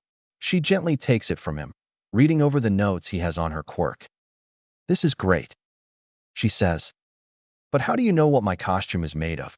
That isn't meant to be public knowledge. I looked at stretchy materials on the computer. Izuku explains, looking incredibly proud of himself. Hina nods. That's impressive, kid. She praises. Izuku beams. Hina digs a pen out of her purse and finds a blank spot on the page. She scribbles her autograph in the empty margins and hands the book back to Izuku, who looks like the gods themselves had just granted him immortality. Thank you, he says. Hina smiles and ruffles his hair. You're very welcome. You know, I think you could become a master analyst if you keep practicing. Izuku starts bouncing on his feet. Really? Hina nods. Of course. Izuku squeals. Thank you. He bows deeply before grabbing Pony's hand and leading her back to his room. She waves at her mom over her shoulder before following after him. Hina watches as they slip through the door before turning back to Inko. I forgot to ask at the park, but how did Izuku learn such good English? Inko shrugs. Honestly, I barely know myself. My husband is currently working in America, but he never calls. If anything, I'd say it has to do with his love of All Might. He watches both his Japan and America interviews religiously. Hina nods. The Tsunatorists spend lunch at the Midoriya apartment, enjoying Inko's cooking before they head for the door, ready to leave. Pony is apprehensive. I don't want to go. She complains in English. What if I don't see Izuku again? She looks up at her mom, a distressed expression on her face. Hina crouches so she's at eye level with her daughter. I promise you'll see Izuku again, she says, pulling her phone from her pocket and opening up her contacts. See, she says, showing her contacts list to Pony. I have Inko's contact. We'll meet up with them again soon, I promise. Pony still looks nervous, but she nods, agreeing to leave with her mother. Before she puts on her shoes, however, she wraps Izuku in a crushing hug. He doesn't seem to mind, though, wrapping his arms around her. They pull apart after a few moments and Pony slips out of her slippers and into her shoes. The two wave to each other until the door closes behind the Tsunatorists. Once he can no longer see them, Izuku turns to face Inko. We'll play again, right? He asks. Inko nods. Of course, dear. Izuku beams, nodding to himself and walking off to the living room. He climbs onto the couch and turns on the news, content with Inko's answer. When Izuku returns to school the next day, it's with a pep in his step and a small smile on his face. He avoids the other students in the halls to the best of his ability, changing his shoes at the cubbies quickly before speed walking down the hall to his classroom. He ignores the jeers and insults in the halls to his classroom and slips into his desk just as the bell rings. When the bell rings for recess, Izuku is one of the first out of the classroom, backpack slung over his shoulder in the hopes of avoiding having his things stolen while he's gone. He's the first to the cubbies and the first outside. He settles under his favorite tree and takes out one of his notebooks and a pencil. He looks up every so often, watching the other students and checking his surroundings. Eventually, though, he becomes absorbed in his work and doesn't look up until a shadow fell over him and small pops sound in front of him. Suddenly, his notebook is ripped from his hands and the smell of burning fills the air. Izuku yelps and jumps up, trying to snatch his notebook back. Katsuki scoffs and steps back, dangling the book out of Izuku's reach. What are you writing in here anyway, Deku? He asks, flipping through the book with a smirk on his face. His expression quickly changes, however, first to confusion, then to anger. These are fucking creepy, he says. Like it wasn't enough you had to have a weak-ass quirk, you take creepy-ass notes, too? Izuku flinches and steps back, stuttering as he tries to explain them. I'm sorry, they aren't meant to. Katsuki sets off a few explosions, silencing Izuku as the other boy watches in horror. You know what I think, Deku? I think no one else should have to read these again. With that, Katsuki grips the book between his hands and sets off a series of explosions, destroying the cover and all of the notes inside. Izuku watches as the ashed remains of his notebook fall to the ground, tears gathering in his eyes. Katsuki scoffs. I can't believe you're crying over something so stupid, Deku. What are you, a baby? Tears fall down Izuku's cheeks as he stumbles back. Katsuki merely scoffs and stomps away, yelling at some of the other kids to play heroes and villains with him. Izuku just slides down the trunk of the tree and hugs his backpack to his chest as his vision blurs until the burned remains blend in with the rest of his surroundings. That night, Izuku is sitting at the dining table while Inko is cooking dinner when her phone rings. She wipes her hands off on her apron before answering, and a small smile graces her face as she hands the phone to Izuku. It's for you, dear, she says. He takes it gingerly and holds it up to his ear. Hello? Hi, Izuku, Pony says in slow Japanese. A smile stretches across Izuku's face. Hi, was there something you wanted to talk about? Suddenly, a small pool of doubt fills his stomach. Was she going to tell him that she actually didn't want to be friends? Not really. She says in English. I just wanted to talk to you. How was your day? Izuku can just make out the sound of Mrs. Tsunatori's voice on the other end, likely coaching Pony on what to say when she gets stuck.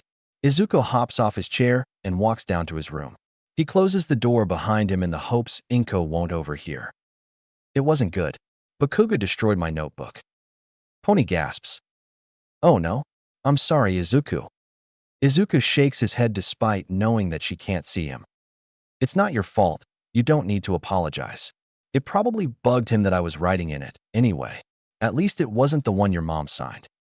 Pony makes an offended noise. There's no reason for it to have bugged him, though. He was just being mean, Izuku. Izuku shrugs and stares down at his floor. I'm sure he had a good reason. We were friends and… That's not something a friend does, Izuku. Pony interrupts him. Friends don't destroy their friends' things. He's a bully, Izuku. Izuku's eyes furrow as his eyes rove around his room. We might not be friends anymore, but I don't think he's a bully. Has he hurt you? Pony once again interrupts him. Izuku winces, but doesn't say anything. Someone who hurts you doesn't deserve to be your friend. Tears gather in the boy's eyes, and his room blurs around him as he nods, trying to assure himself. Right. We'll be friends forever. We won't ever hurt each other. Okay. Izuku nods, a smile blooming on his face. Okay. The two continue to call each other every night until spring break, something both are looking forward to since Hina agreed to allow Pony to spend the 11 days with the Midoriyas.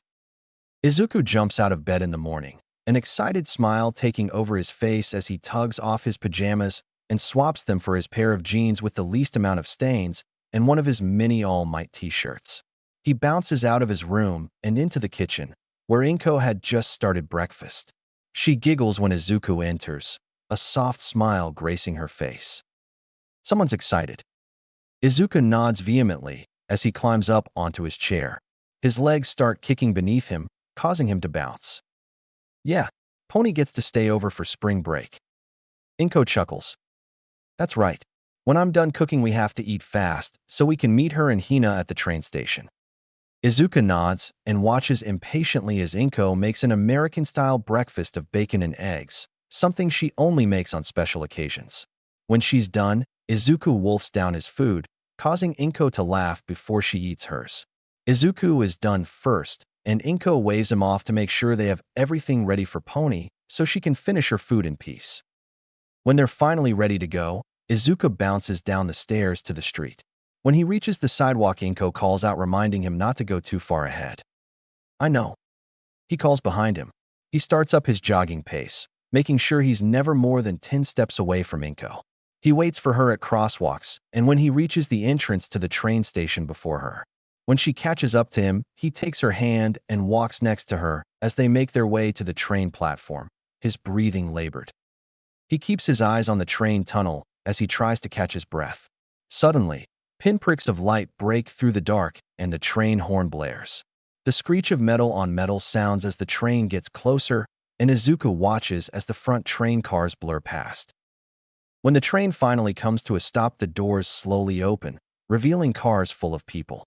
Izuku eyes everyone that steps out of the train, watching the crowds both in front of and beside him.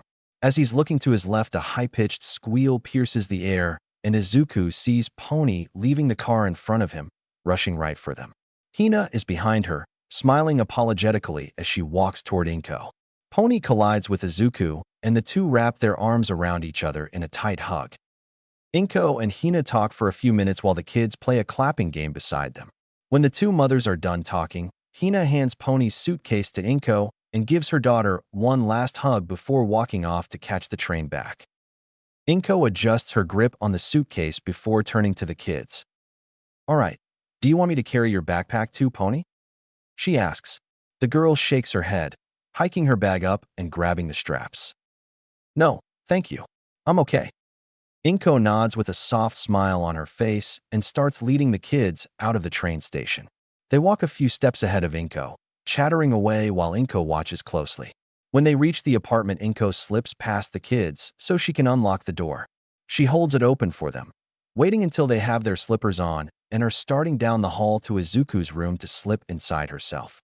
She sets the suitcase down by the door while she exchanges her shoes for slippers. She locks the door behind her and brings the suitcase up to Izuku's room. She knocks on the door and waits for it to open before presenting the suitcase. Pony takes it from her eagerly and wheels it over to the bottom left corner of the room.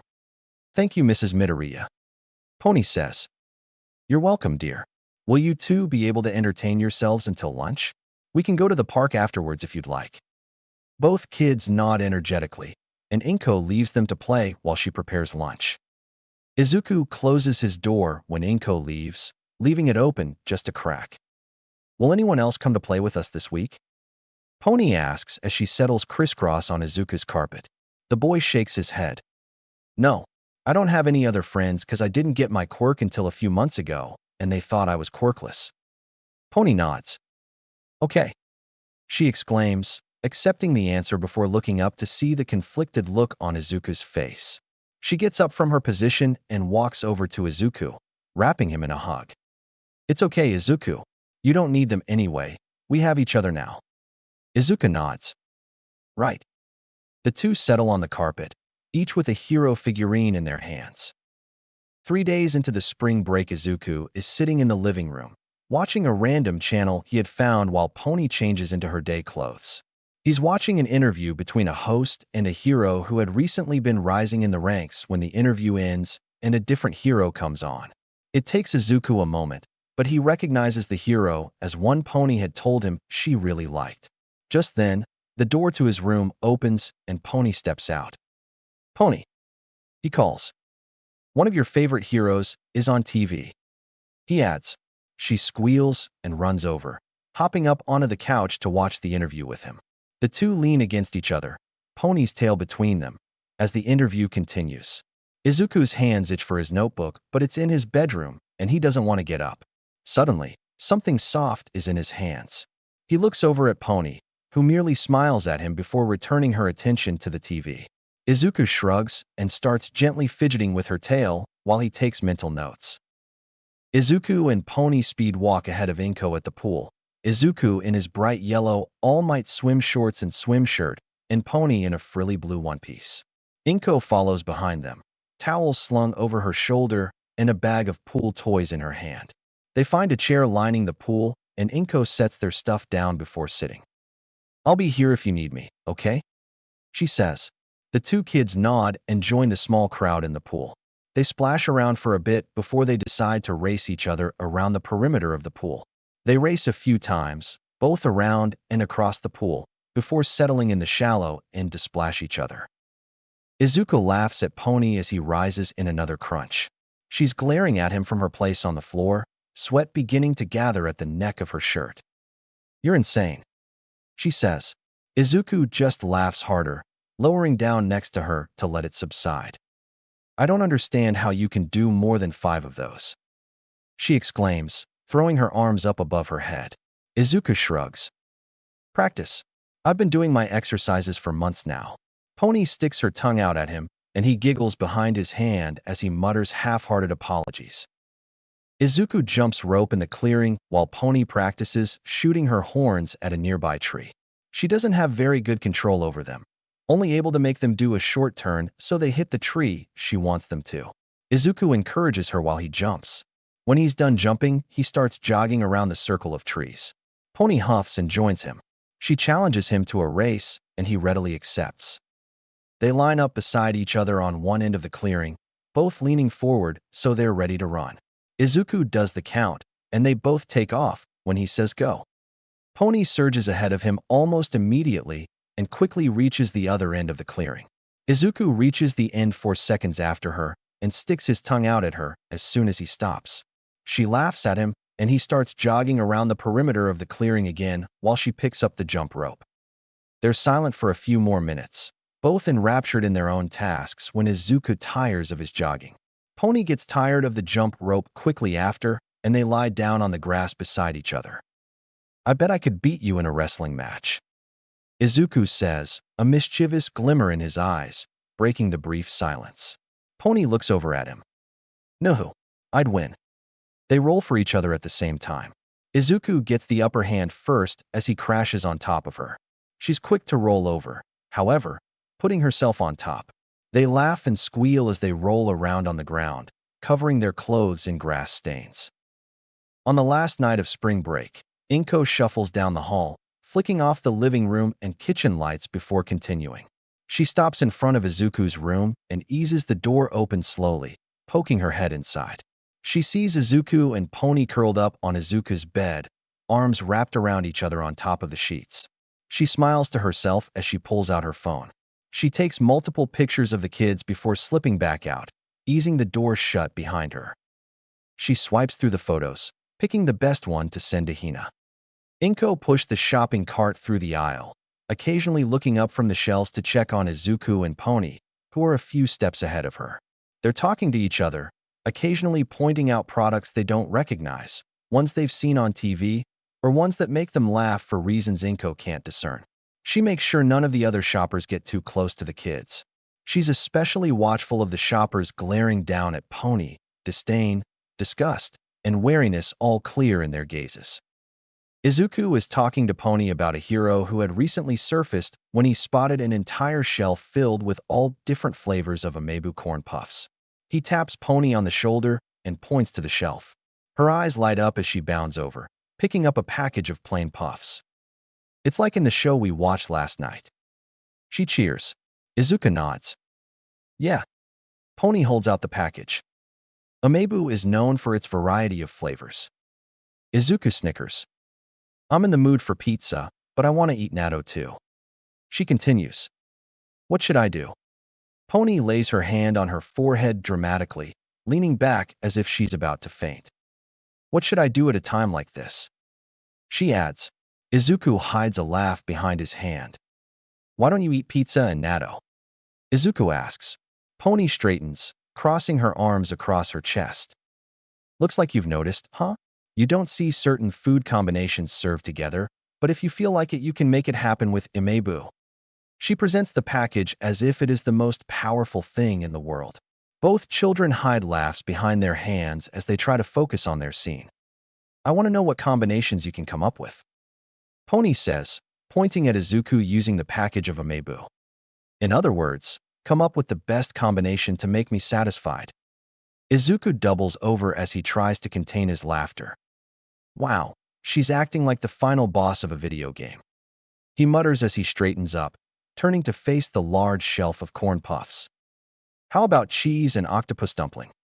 He offers, pointing to the 2 different flavors on the shelf. He was kind of surprised the store carried them. Pony hums. Not bad, but it's lacking a punch. She says. Izuku nods as if she had just said something incredibly serious. Izuku acts as if he's thinking before he points his finger up in the air like he had seen scientist characters do on TV. Then what about grilling them? He suggests. Pony widens her eyes, trying her best to calm her smile. Grilling? You're going to grill Amebu? She pauses for a moment before taking on. Something's still missing. Izuku tilts his head. It is. Then, can I combine more than two? He asks, leaning over the shelf to read the different flavors they had. Pony nods, watching him as she giggles, not bothering to hide her laughter anymore. Yeah, sure you can. She encourages. Izuku hums. Then how about pizza, onion salad, and corn potage? He asks, pointing out each on the shelf. Pony nods vigorously, grabbing hold of Izuku's hands. I can see France. The two kids can't hold back their laughter anymore, both doubling over and drawing the attention of Inko, who had been looking at snacks on another shelf. Oh, do you kids want some Amebo Puffs? She asks, pushing the cart forward. They both tilt their heads. We can have some? Izuku asks. Inko nods. Why don't you both grab a pack of the original and one of a flavor you like or want to try? That way you have something to fall back on if you don't like it. The two kids beam. They thank Inko as they look over the flavors, taking a few moments to pick out the ones they want. When they're done, they both have a pack of original and a flavor they hadn't had before. Izuku has beef tongue while Pony had grabbed tonkatsu sauce. The two kids stick closer to the cart from then on, occasionally running ahead to grab something Inko asks for. When they reach the cash registers, the kids are chattering away beside Inko, occasionally glancing up when someone new joins the line for the cash. They're just getting on the topic of the show's streaming that afternoon when a gunshot rings out and a small cloud of dust falls from the ceiling. Four men in black hoodies and masks stand at the front of the register, all holding guns. The one at the front, who appears to be the leader, has his gun pointed at the ceiling, a small bullet hole above him. Nobody move. One of the robbers at the back yells, raising his gun to point at those in line. Izuku and Pony cling to Inko. Pony ducks behind Izuku and Izuku grabs onto his mother's shirt, trying to hide behind her. Two of the men stalk up to the cashier, who has their hands raised, while the others stalk forward, looking over everyone in line. Izuku's ears pick up on the distant sound of police sirens, but, judging by the fact nobody else is reacting, it's clear he's the only one who hears them. He sees the way their cashier discreetly hits their panic button, but he's sure that one of the others already has. Maybe multiple alerts will make the police get here faster, he thinks. The men in front of them start muttering to each other, and Izuku picks up on their conversation. Think we should take a hostage? One asks. The police might be here soon. Could be good for getting away. He tacks on. The man he's talking to hums as his eyes survey the crowd. Sure. Who are you thinking? Suddenly, Pony sobs from behind him. She tries to stifle it with her hand, but by then it's too late. The two robbers' heads swivel to stare at Izuku. How about the kid? One of them says, louder this time. The other nods and raises his gun to point at Izuku. The boy takes a deep breath, trying to calm his shaking limbs and panicking heart. He does his best to hold back tears and stiffens as he tries to better cover Pony. Inko moves to step in front of Izuku, but the other robber points his gun at her. She doesn't stop, however, and Izuku finally notices how his eyes look redder than they should be. He wrenches out of Pony's grasp and jumps back in front of Inko, just as a shot rings out. Time seems to slow as the bullet heads straight for his chest. He hears the screams that follow the sound of the gun as if they were far away. He feels something hit him and bounce back, and he looks down to see a small hole burned in his shirt, thick green scales showing through the fabric. His eyes move to the ground, where a dented bullet stares back up at him. He looks up again when he hears something bigger clatter to the ground. The robber who had fired has his hand clutched to his chest, and his gun is on the floor, laying at his feet. Izuku's attention then darts to the large windows lining the wall of the store when police cars pull in and cops rush out, running for the doors. Izuku watches from beside Inko, who's clutching both him and Pony tightly to her chest, as the cops arrest all four men. One of them squats to the floor, black rubber gloves covering their hands as they grab the gun off the ground, shoving it into a clear plastic bag. He continues to watch as the officers shove the villains into the back seats of the police cars and drive away, their lights and sirens off now that the threats had been arrested. When the cars had turned the corner and disappeared from view, Inko finally let them go and, upon the cashier's prompting, started loading their groceries onto the conveyor belt. Pony and Izuku stuck to her side, neither bothering to start up another conversation. The drive home is silent, and when they get back to the apartment building, the two kids help Inko carry in what they can before piling onto the couch, leaning into each other. Inko pulls her phone from her pocket as she begins putting the groceries away, tapping on Hina's contact before setting it on her shoulder and lifting it to her ear. The phone rings twice before Hina answers. Inko, how are the kids? Inko lowers her voice to a whisper, trying not to be heard over the cartoons the kids had turned on for background noise. The grocery store we went to was robbed. Hina is silent for a moment. When she finally speaks, her tone is level, fury lining her words. By who? What happened? She asks. Inko sighs. For men in hoodies. They had guns and Pony was trying to hide behind me while Izuku tried to hide both of us. Pony started crying and two of them turned to her. I think they wanted to take the kids hostage. I tried to step in front of them, but one of them pointed their gun at me. Izuku jumped in front and the man fired. Is he okay? Hina interrupts, hysteria breaking her voice. He's fine. Inko reassures, glancing behind her at the couch. His quirk activated and the scales protected him, but, Hina, he could have died. They both could have. The police pulled in a moment later, but It's okay, Inko. Hina reassures. I'll be there soon. Just stay near them, okay? Inko nods despite knowing Hina can't see her. Of course. Hina hangs up, and Inko puts her phone on the counter. She looks over to the kids one last time before turning back to the groceries, determined to have them put away before Hina gets there so they can talk to the kids together. Izuku strokes Pony's head as she cries into his shoulder. Silent tears run down both their faces, though Pony hiccups occasionally. Izuku can hear Inko rustling around in the kitchen as she puts the groceries away. Sometimes the sounds will pause, and he knows she's looking over at them to make sure they're still okay. He keeps looking down at the hole in his shirt caused by the bullet. The edge of the hole is charred, and the scales had faded at some point. A small bruise was starting to develop where the bullet had made contact. It doesn't look like it will be as bad as the ones he had received on his back when he first got his quirk, though. After a while, Pony makes a small snorting sound.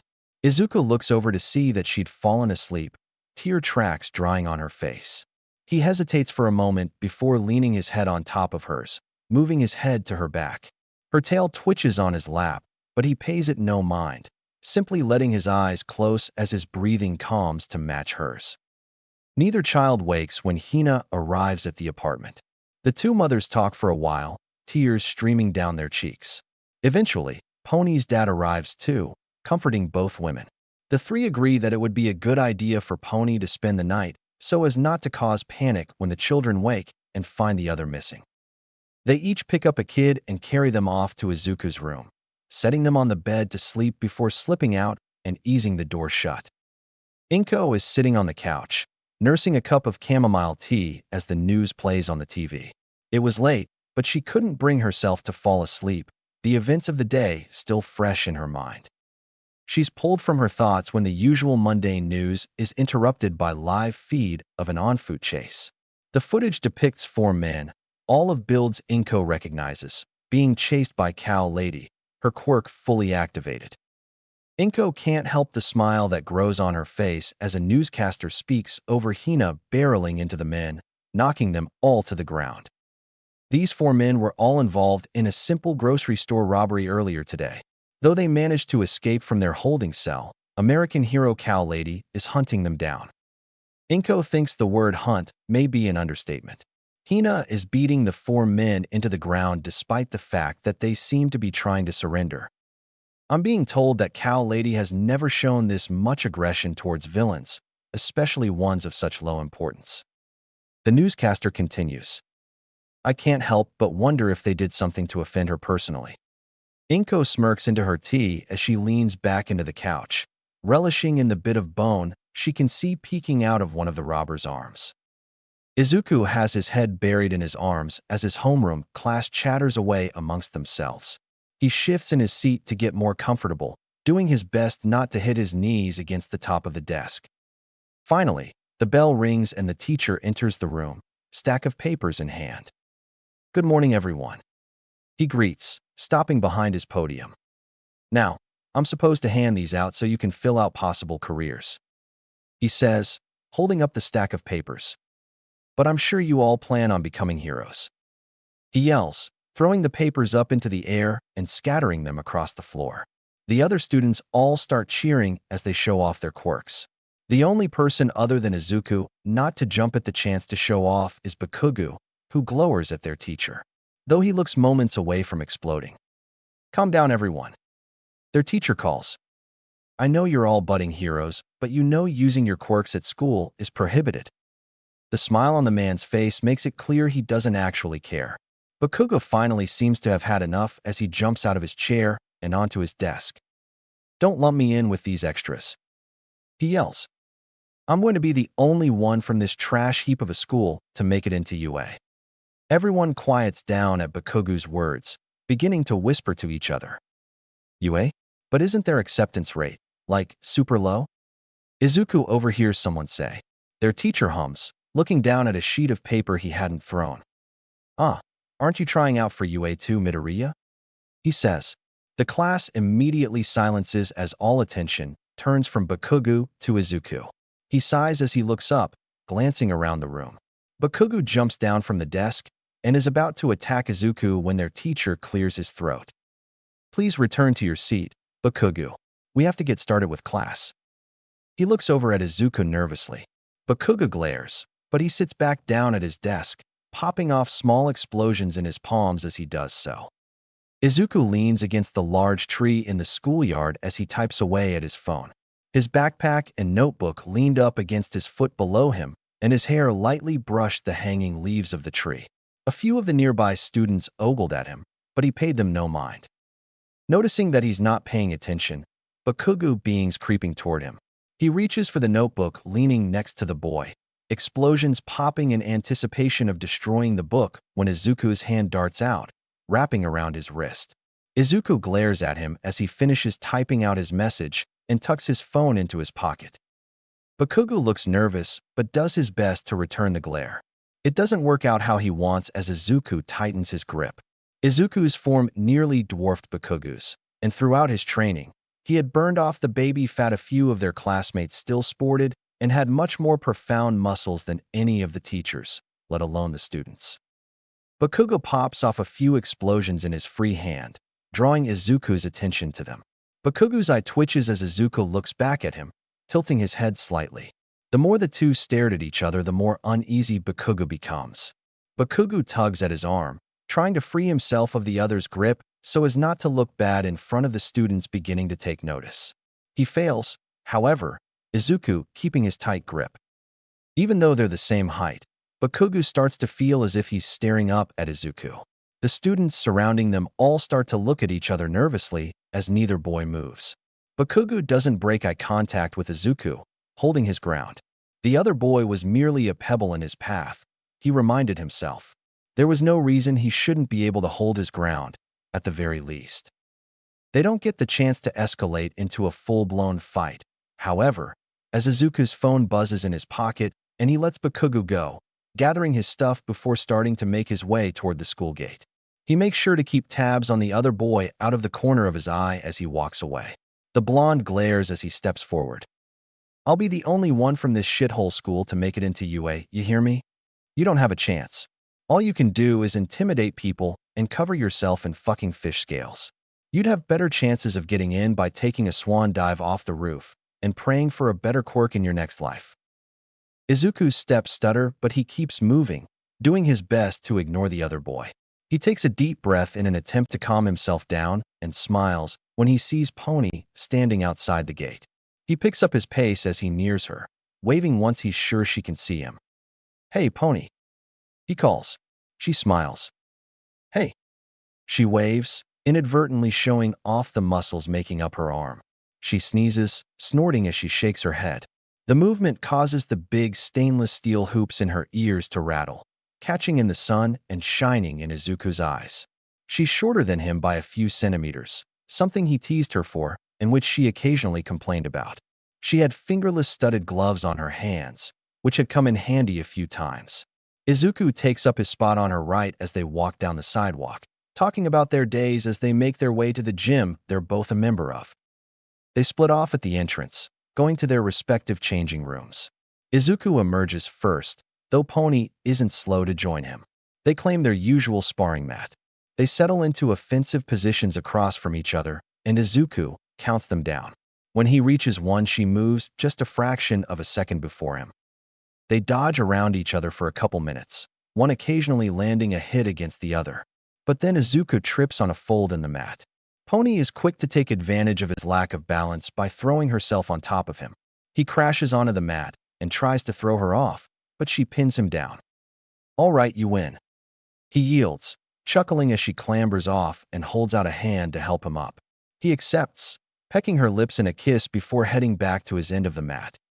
"Your turn to count," he says, stretching his arms above his head before lowering back into his stance. Pony nods, positioning herself before starting her count. By the time they decided they were done, both were sweaty, though Pony was the only one to sport bruises despite the fact that she had landed a few hits herself. Izuku chugs his water bottle before once again slipping into the changing room.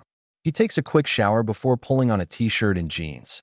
This time, Pony is the first one out, dressed in leggings and a tank top. She smiles when she sees him. "We're still going to the mall, right?" she asks, stepping into place beside him as they leave the gym. Izuku nods. "You want to catch a train or walk?" She huffs. "I missed my run this morning." He chuckles. "Walking it is, then." They make small talk as they head toward the edge of the city. When they finally make it to the entrance of the mall, Izuku holds the door open for her. "After you, my lady." She smirks, giving him a shallow bow. "Why, thank you, kind sir." They both laugh as Izuku jogs a step to catch up to her. They both hold onto the railings on their side as they make their way down to the food court. The area is lit by glowing orbs caged on the ceiling, which were the work of one of the janitor's quirks. The floors and walls shine to the point that they can see their slightly distorted reflections nearly everywhere they look. They walk side by side until they arrive at the food court in the middle of the mall. They pick out a restaurant that had good reviews and seat themselves as directed by the sign at the front. They pick up the menus and start reading through them. Pony is the first to decide, setting down her menu. "You've decided already?" Izuku asks, glancing up from his menu. Pony nods. The French loaf and some milk." Izuku tilts his head. "Are you sure? You could get French toast or something." He gestures to the more expensive items on her menu, but she just shakes her head. "It's just what I'm in the mood for. Plus, I don't care about what's more expensive." She reaches forward, resting her hand on top of Izuku's as she offers a small smile. "I'm happy just spending time with you, especially after hearing what that bastard said." Izuku flinches slightly. "You heard that? It's fine, really. What he says doesn't matter." Pony huffs, looking up to see a waiter heading toward them. "Do you know what you're ordering?" she whispers. Izuku nods, setting his menu on top of hers before looking up at the boy who had stopped in front of them. He looked to be a little older than them, maybe in his second or third year of high school. Izuku smiles up at him, and Pony is ready to order, but the boy's face sours when he lays eyes on the girl. "My apologies, but we don't serve the likes of you." Izuku's smile immediately falls into a frown at the offended look on Pony's face. The boy looks over at him. "I'm sorry, sir, but she'll have to leave if we're going to serve you." Izuku tilts his head. "Oh, really?" The boy nods, glaring at Pony. "I'm afraid so." Izuku's face hardens as he glares at the boy. Pony mimics him, and the air around the table becomes heavy. The waiter audibly gulps, glancing between the two. On second thought, I think that was a policy at the last place I worked. What can I get for you?" Sweat beads at his brow, and Izuku looks over at Pony. She takes a moment before nodding. Both of their expressions relax, and the tense feeling dissipates. "I'll get some milk and a French loaf, please," Pony says. The boy nods before looking over to Izuku. "And for you?" "I'll have the meat goulash, please." The boy nods, scribbling on his notepad before running back the way he had come. When their food comes out, a new waiter is following behind high. Plates of bread, chicken, a bowl of goulash with meat and potato, a salad, and small containers of margarine and butter are placed on their table. They're quickly followed by Pony's glass of milk and a soda for Izuku. They eat slowly, talking with each other and trying each other's food as they go. When they're done, they stack their dishes to the side to make it easier for them to be grabbed. Anything for dessert? The boy asks when he returns. He doesn't look as nervous as before, though he still looks wary. Izuku nods. A bowl of ice cream, please. He nods, heading back to the kitchen and quickly returning with a bowl of ice cream and 2 spoons. Izuku thanks her and picks up one of the spoons. Pony is quick to follow, even managing to get the first bite despite her slow start. They split the check, each paying half once someone different comes back with the bill. They leave hand in hand and head further into the mall. After a few minutes of walking, they find an arcade, relatively small compared to others in the country, but still packed full of machines. They boast a large collection of pre-work games, and music and happy screams pour out of the open doors. Pony leads Izuku inside, smiling wide as he follows behind her. Izuku pays for an hour in the arcade, and they're given paper bands showing when they're meant to be gone by. They help each other put the bracelets on, and Pony leads Izuku over to the claw machines. They each pick a machine, and Pony counts them down. Izuku is the first to get his toy, a soft pink pig, into the win slot. As he's taking it out of the drop, Pony wins a medium-sized bee plush. Izuku holds out his win to her, smiling. Pony accepts it, hugging the pig to her chest as she holds out the bee. Izuku takes it and leans in, pecking her on the cheek before grabbing her hand and pulling her towards one of the pre-work 2-player fighting games. They had been playing games for a while, some on their own and others with each other, when Pony spotted a photo booth near the back of the arcade. "We should take some photos," she says, pointing towards the small booth. Izuku nods, letting her lead him over and under the curtain. She settles on the metal seat closest to the door, and Izuku slides the curtain shut, making sure it's closed fully before looking up at the screen in front of them. It displays all their options for borders and filters. Pony taps her card on the machine below the screen, and it moves on to the selection. "What do you think about this one?" Pony asks, pointing to a border decorated with sprites from a pre-work alien shooter game they had played. "I think it's cute," Izuku says, nodding. Pony smiles, tapping on the option. She skips over the filter selection, neither of them wanting the photos to be in black and white or have a red tint. The countdown starts on the screen, and they line themselves up with the camera, leaning into each other with smiles on their faces. The camera makes the sound of a snapping shutter, and a flash lights up their faces. After a moment, the countdown starts again. "Ooh, make a funny face," Pony says before pulling at the corners of her mouth and sticking out her tongue. Izuku laughs before doing the same, bringing his hand up behind her head in bunny ears. When the camera snaps again, she looks up at him, rolling her eyes. She grabs his face as the shutter snaps again, pulling him closer. The camera snaps one last time as her lips come to meet his. They emerge from the booth just as their photo strips are landing in the drop box. Izuku picks up the 3 attached strips by the top edge, careful not to touch the actual photos just yet. Pony rolls her eyes. "I'm sure they're fine." Izuku shakes his head. "My mom never touched the pictures until at least 3 minutes after they printed." Pony snorts. "Fine, fine." She looks down at her band. "Come on, our time is almost up and I don't want to be yelled at by one of the workers." Izuku nods, falling into step beside her as they head for the exit. He waves at the worker behind the front desk with one free hand, the other holding both the bee plush and the strips of photos. As they're walking down the street, Izuku spots a store selling candy and pastries. A poster on the window boasts about their realistic-looking pastry animals. "Want to see what they have?" Izuku asks, gesturing to the store. Pony looks over and nods. "Yeah, but I'm paying this time." Izuku huffs, but agrees. When they walk in, a bell above the door rings, signaling their arrival to the person behind the desk. They smile at them. "Hey there, would you like to take a look at some of our pastry animals?" They ask, gesturing in front of them to the large selection of display pastries in the case embedded in the counter. Pony and Izuku lean in, looking over the animals. Eventually, Pony points out the chicks. "What about these? They're pretty cute." Izuku nods. "Are you sure they aren't too cute to eat?" he asks, looking over at her playfully. She huffs, schooling her expression to look more serious. "No food is too cute to eat." Izuku chuckles. All right, the chicks, then. Don't forget that I'm paying. Pony says, pulling out her wallet as the cashier heads to the back. Is a box of 10 okay? They ask, looking back over their shoulder. Pony nods, and they continue out to the back room. They return with a pastry box filled with little pastry chicks. That'll be 1,400 yen, please. Pony nods, pulling out the amount in cash.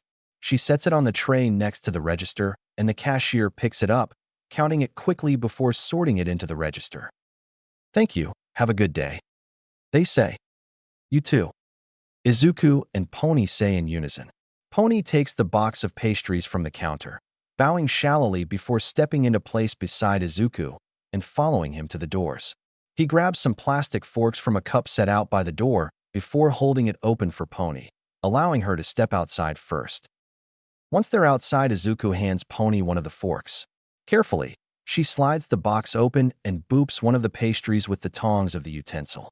They start heading toward Pony's house since it's closer. As they walk, Pony takes out one of the chicks and pops it in her mouth. Her cheeks puff up like a hamster's as she chews, and a few crumbs up her chin. Izuku chuckles at the blissful look on her face, and she glares at him half-heartedly. She sticks her hand back into the box and shoves a chick into his face. He rolls his eyes playfully as she shoves it into his mouth. He chews it quickly, humming once he's done.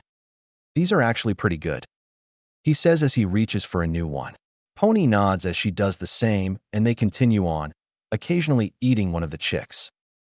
They're talking happily, waiting for a crossing sign to change, when Izuku spots smoke in the nearby distance. Look at that, he says, pointing. Pony looks up at the gray clouds slowly building in the sky. Think we should check it out? She asks, glancing over at Izuku.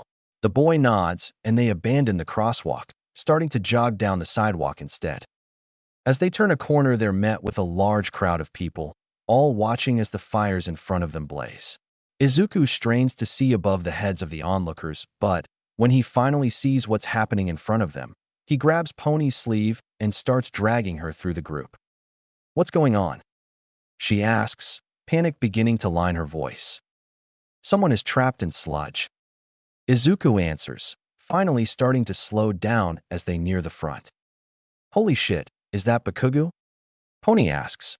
Izuku freezes, green eyes finally meeting red. He takes a stuttered breath as he steps forward, scales growing across his arms, more than prepared to rush the villain when, suddenly, someone beats him to it. Pony watches in awe as a small figure, who looks no older than them, pulls Bakugo out of the grip of the sludge villain. Izuku watches as the figure drags Bakugo away. They turn to face the paramedics, who are rushing to the police line to help, leaving them defenseless as the sludge villain finally orients themselves and raises an arm of sludge to attack. The arm swings out, and Izuku lets out a sigh. The air turns into a powerful wind and rushes the villain, causing him to stumble back and miss the two teens. Suddenly, All Might appears out of the crowd. He jumps and punches the sludge villain, sending them scattering across the street. Officers rush in to gather the leftovers of the villains while civilians and reporters rush forward, each gunning for All Might's attention. Izuku and Pony watch for a moment as the paramedics drive away with Bakugo in the back of the ambulance. All Might tries to stave off the reporters, and the figure, now weaving into the crowd, disappears. Eventually, they both get bored and turn around so they can start heading back home. Izuku weaves his hand with Pony's. The scales that had grown recede, disappearing back under his skin.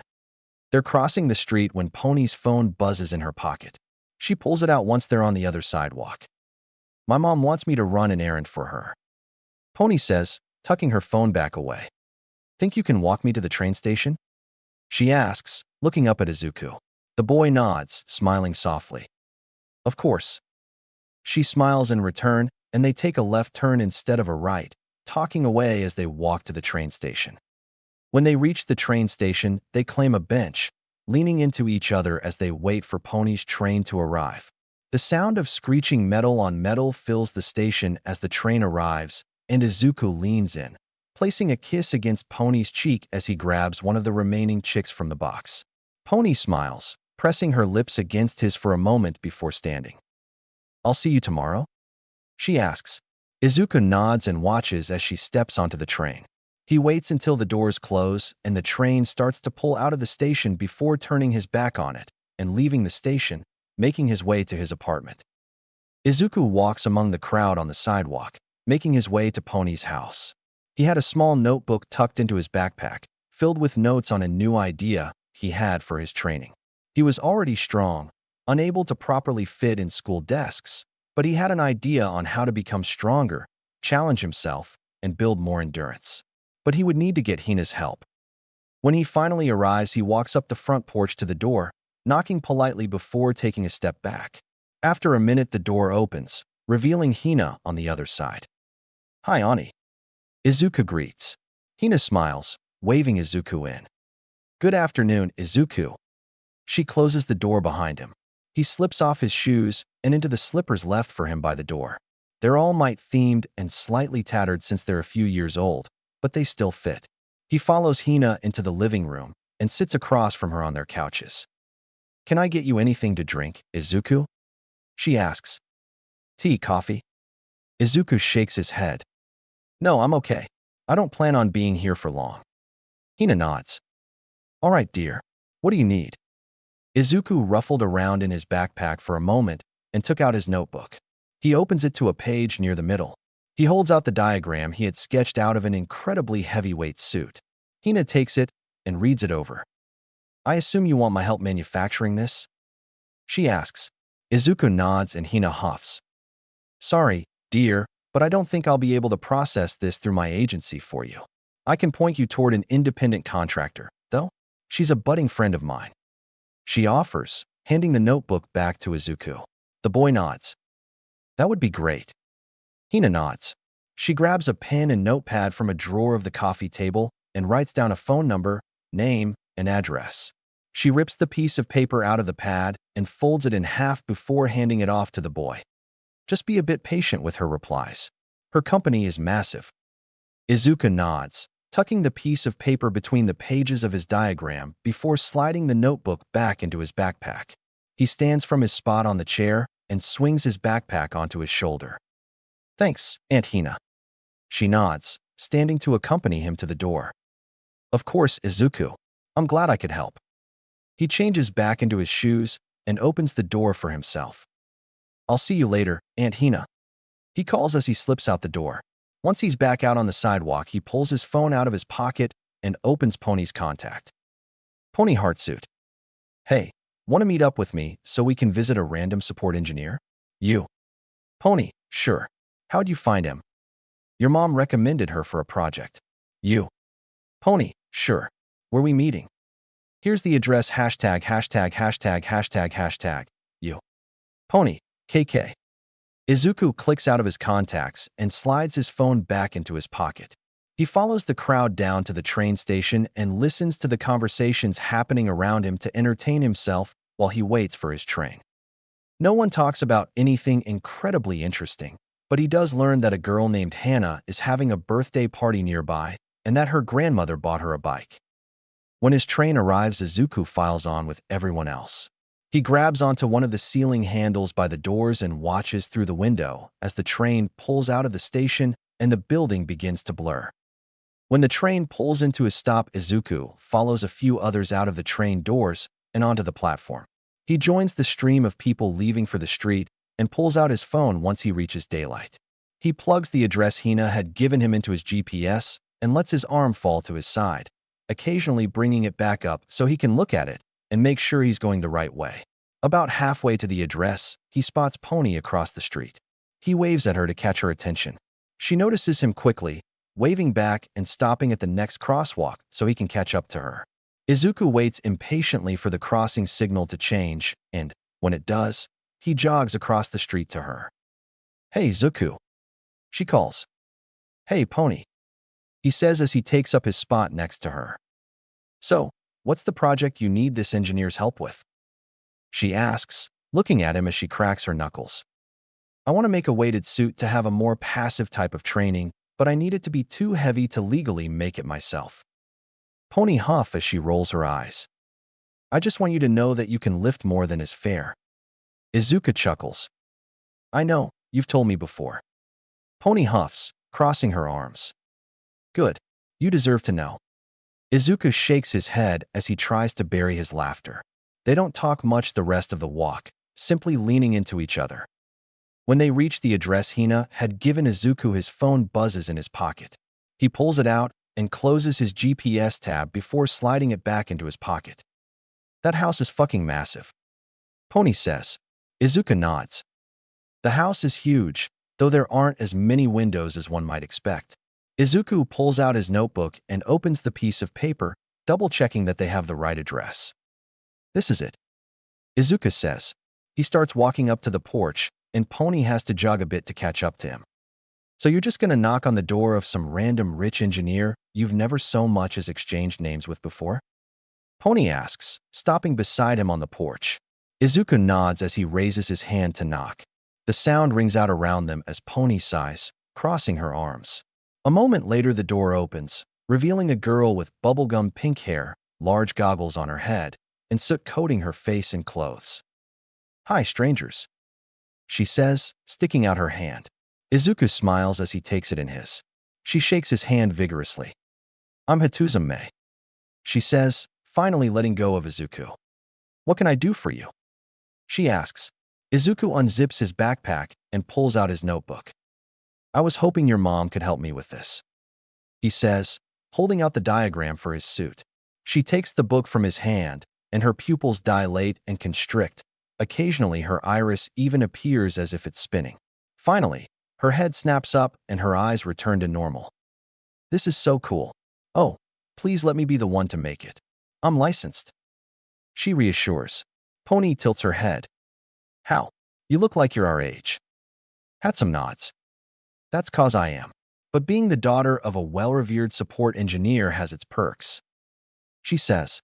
Suddenly, a woman who looks a lot like Hituzume, minus the eyes, appears behind the girl. May, dear, are you scaring the guests? May twists her head to look at her mother. Nope, I think they came to talk to you about making this. She holds up the diagram to show the woman. But I want to make it. Please. The woman hums, studying the notes for a moment before looking down at her daughter. All right, so long as it's okay with them. May turns to them, hope brimming in her eyes. Izuku smiles, nodding. Yeah, of course. May squeals and grabs his wrist, dragging him out of the house. We're going to my lab. May calls over her shoulder. Okay, dear. Don't forget to ask for their names. Her mother calls back. May stops suddenly, spinning to face the other two. Oh, right. What are your names? I'm Midoriya Izuku. Izuku introduces. May hums and turns her attention to Pony. I'm Tsunatori Pony, the girl says. May nods, turning back around as she leads them around the side of the house. You already know my name, she says as she unlatches a side gate and leads them into what is supposedly the backyard. The grass is pristine, and there are even a few flower beds lining the fencing far away from the large shed on their side of the yard. The grass around the shed is a little longer than it is everywhere else. This is my lab, May says, gesturing to the building. Don't worry, it's bigger on the inside. It has a basement, she explains as she throws open the doors. The inside of the shed has both Izuku and Pony gawking, though the boy is just a little better at hiding it. The walls are lined with counters. Most of them are covered in different parts and tools, except for the one at the back. A large blueprint hangs above the space, and there are cups of pencils lining the space below it. So, May says, bringing their attention back to her as she holds out the diagram. Anything that's not here you want? She asks, leading them to the back table. She grabs a blank piece of paper from the file in the corner of the table and lays it out in front of her. Actually, do you think you could make it so the weight can be adjusted? Izuku asks. May nods enthusiastically. Yeah, do you want it to be obvious that it's a weighted suit? Izuku shakes his head. Pony watches as the two go back and forth. They become more animated as they talk, and, eventually, they're bouncing ideas off each other for inventions other than the weighted suit. Pony finds a chair in the corner of the room and pulls it out, settling down. She smiles as she watches Izuku become more animated, happy he finally has someone on his level to talk to about his analysis. She had tried in the past, but she was mediocre at best. Eventually, Pony pulls out her phone to check the time. Izuku, we have to go if we're going to get home on time. Izuku looks up from the blueprint he's poring over with May. Really? I didn't think we were here that long. Someone knocks on the door to the lab, startling all of them. May, sweetie, I'm heading out for a meeting. Okay, Mom. May calls back. She looks down at the blueprint she had been working on with Izuku before looking back over at them. I have everything I need to build it. Are you sure this is all you want? Izuku nods, pulling his wallet out of his bag. How much? May tilts her head.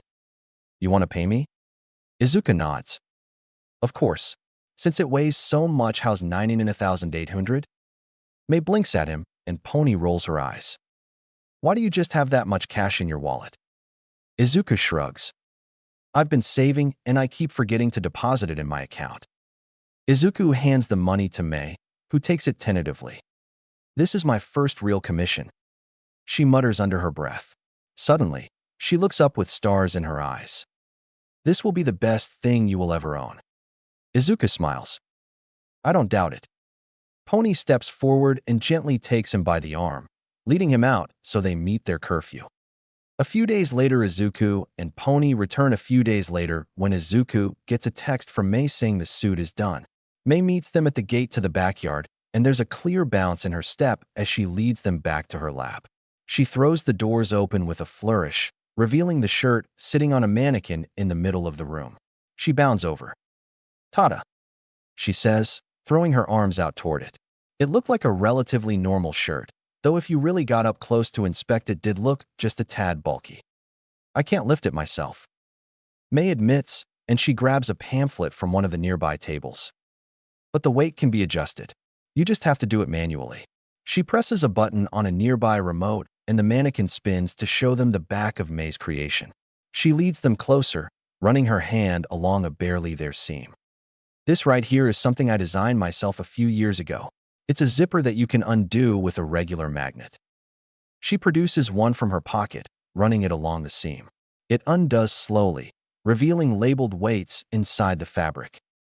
You can add or remove weight from here, depending on your needs. She grabs one of the weights from the wall, lifting it easily. The other weights slide around to fill the gap before settling. You can only use the weights I produce, though. Otherwise, it'll look all lumpy and they won't adjust themselves as you add and remove. She holds the weight she took back up, and, after a moment, the others slide away, leaving a perfectly sized gap for the new one. You can also only fit 100 weights at a time, though you can mix and match their weights.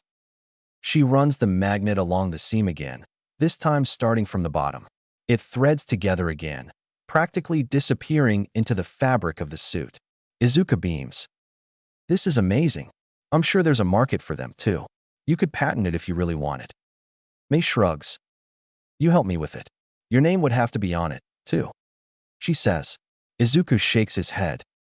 I helped with the notes a bit, sure, but you're the one who actually built it. May raises a brow, jogging over to the blueprint table and holding up a replica of what was in Izuku's notebook, though it had a few extra details and notes. You're the one who designed it. Izuku looks over at her, a serious expression taking over his face. I don't think I'd be much help. I don't know the first thing about this type of stuff. Plus, I don't really want my name on it anyway. If this is a legal thing, I'm more than willing to sign my portion over to you. May huffs, setting the blueprint back down on the desk. Plus, Izuku adds, your seal is already on it. He gestures to a barely there stamp on the bottom of the shirt, an uppercase H surrounded by wrenches on either side like a wreath. May scowls for a moment before sighing. Fine, but it will have to wait until I take over my parents' business when I graduate. Then I'll be fully licensed, and I'll be able to make the weight adjustment automatic instead of manual. I don't want to go to jail again. She mutters the last part under her breath. Izuku just nods, grinning, while Pony stares at the other girl, her eyes slightly wide. Fine by me. Izuku says. May huffs, waving her hands in a get-out motion. Now take it and go. I need to know if it needs adjusting. Izuku laughs, hauling the shirt off the mannequin. All right, we're going. Pony waves as they leave the lab. We'll see you later. She calls. May waves back, watching as Pony holds the gate open for Izuku before slipping out herself. Pony yawns as she leans back on Izuku's back, watching his arms bend and move as he pushes up and eases himself back down. "Stop shifting your weight," he scolds, trying half-heartedly to look up at her before moving his gaze back down to the sand. He raises one of his arms, draping it across Pony's lap as he shifts, taking a moment to make sure he has his balance before going back to the steady easing up and down. Pony huffs, taking his hand in hers and fiddling with his fingers. Small specks of green glisten on his skin, though they're too small to be considered scales. More like the buds the scales might grow from. She can only see them if she lets the light hit them just so and looks close, but she sees a few all the same. She hums, running her fingers around the dots. "I'm switching arms now," Izuku warns. Pony hums, letting go of his hand and accepting the other as he once again shifts his weight. She dusts the sand off his hand and begins bending and straightening the fingers. Suddenly, his weight shifts slightly, and Pony looks down to see that he had raised onto his fingertips. She huffs. "Seriously?" Izuku chuckles. "I'm training." "Shush." Pony rolls her eyes, but concedes, though she moves so that her weight isn't spread across his back quite as evenly as before in retaliation. Izuku groans, but doesn't complain further, merely accepting it. He switches to his other hand a couple minutes later, before finally lowering onto both arms once again. "Think you can get up for a bit?" he asks, once again trying to look up at her. "I want to try this thing I saw online." Pony hums, draping herself across his back and leaning the back of her hand against her forehead like the characters she had occasionally seen in period dramas. "I don't think I can. Your sheer strength intimidates me to the point of paralysis." Izuku huffs a laugh, twisting slightly so he can see her better. "Seriously?" Pony laughs, shaking her head as she pushes herself off Izuku's back. "This thing better be cool as shit," she says, settling into a crisscross position a couple feet away. Izuku sends her a playful glare as he once again pushes himself up. He starts off in a normal push-up position first, but then his legs are moving off the ground, his body is swooping up, and he's straightening out into a handstand. He looks around his arm at Pony, who's looking at him with wide eyes. "That cool enough for you?" he asks, a teasing lilt to his voice. Pony huffs, resting her chin on her palm, her elbow propped up on her leg. "Do it again." Izuku laughs, but lowers himself back to the ground. His toes barely brush the sand, however, before he was pushing back up into a handstand. He repeated the movement a few times before Pony finally gets up, deciding that he likely won't be stopping anytime soon, and that her time would be better spent practicing her quirk. She stretches a bit before detaching 3 sets of horns from her head. She moves all of the horns in a different way, practicing her multitasking while Izuku continues his new push-ups beside her. Occasionally he'll shout over tips or opinions, but they mostly stay silent, content to merely be in each other's company. The sun is beginning to lower on the horizon when the two finally gather on the sand, sitting side by side and leaning into each other. Izuku is shirtless, the weight suit and the t-shirt he had been wearing underneath both lying on the sand next to them. Their hands are entwined between them. Izuku lifts his free hand, spreading scales down from his elbow to the tips of his fingers. The slowly fading light catches on the shining green, causing them to glisten. The scales are all a smooth, oval shape, tightly knit in an impenetrable armor. After a moment of allowing the scales to shine, he extends his nails, watching as they blacken and sharpen, curving at the tips as they lengthen into needle-sharp claws. The scales shrink back into his skin as the claws extend. Izuku huffs. The dragon had told him weeks ago that he had been ready to learn how to use his hybrid form. The dragon had said that he hadn't been in the right circumstances yet, that there was some kind of activation requirement, but he was getting kind of tired of training the same skills over and over again, especially since it was just drills at this point, and it had become easier and easier to win against Pony, though there were still those times that she won they were becoming rarer. Pony watches as he switches between his claws and scales for a bit before reaching behind them to dig around in Izuku's bag. After a moment, she pulls out his notebook on the devil fruit powers and flicks open to a random page as she starts to read. Izuku glances over at her for a moment before turning his attention back to his arm. It's too bad May couldn't figure out how to fix that water weakness. Pony says. Izuku hums. I think that it's a genetic thing. I have ideas written out on page 150. Pony hums, flipping through the book until she finds the aforementioned page. Since May couldn't find any way to combat it, this leads me to believe the weakness is due to a mutation, specifically a mutation to my mechanoreceptors. It's likely that they no longer detect pressure properly while I'm submerged in water. Since I become unable to breathe and it feels as if my lungs are constricting when I'm submerged, I think that they detect more pressure than they should, leading to the symptoms above. However, it's only this severe when I'm fully submerged. When standing in still water, simply up to my knees nothing happens. Up to my waist causes minor difficulty breathing, and up to my neck or above constricts my lungs to the point that I can't breathe at all. This leads me to believe that the mutation only really takes effect when I'm submerged. Pony continues to read through his ideas for different attacks and training, leading to her being caught completely by surprise when Izuku jumps onto her, claws out but dull. She shrieks, tossing the book at his face. It bounces off, landing in the sand nearby as he huffs. Pony grapples with him and they roll around in the sand, laughing and shrieking as they trade places over and over. Eventually, Pony becomes too tired to continue, patting the ground 2 times to let Izuku know she surrenders. He rolls off her, lying down on the sand next to her as she pants, trying to catch her breath. Over the next 10 months, Izuku and Pony spend most of their time together training, studying, and visiting May. The girl helps them design their hero costumes, and Izuku helps her with a few of her designs so they don't blow up as often. May occasionally joins in on their training, participating in their sparring matches, and, perhaps inadvertently, helping them with their strength training when she gets them to help her carry parts and materials. Sometimes she'll go over notes she has on her computer with them, which include ideas for support items they could use, notes on their quirks, and, occasionally, ideas for other heroes. What she doesn't show them, however, are some of the notes she keeps separate from Izuku's file.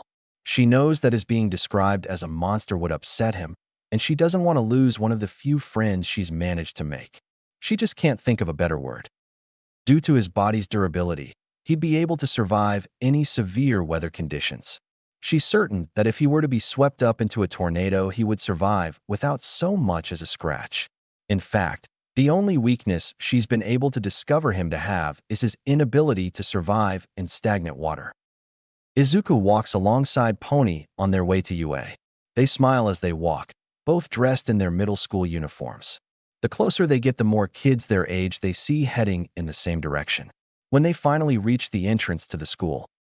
When they reach the gates, Izuku stops, staring up at the shining glass building. The sun reflects off the glass, providing little chance to see inside the school. Pony leans into him for a moment, and they're just about to step through the gates when Bakugo appears in front of them, glower on his face. Why the fuck are you two even here? How many times do I have to tell you, Deku, that I'm going to be the only one from our school to make it into UA? Izuku rolls his eyes, causing Pony to snicker as they finally step through the gates and onto the school grounds. Bakugo doesn't take to being ignored, however, and storms closer. It's not like they'd let your little girlfriend in, anyway. Freaks like her don't get into UA. Pony stops suddenly, causing Izuku to stumble a bit. She turns to Bakugo, glaring. A shimmer alights in his eyes at finally getting a reaction. You think they'd let you in over either of us?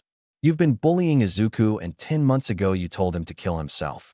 But you're going to get in anyway because the only thing you have going for you is your flashy-ass quirk, which is all this school really looks for, isn't it?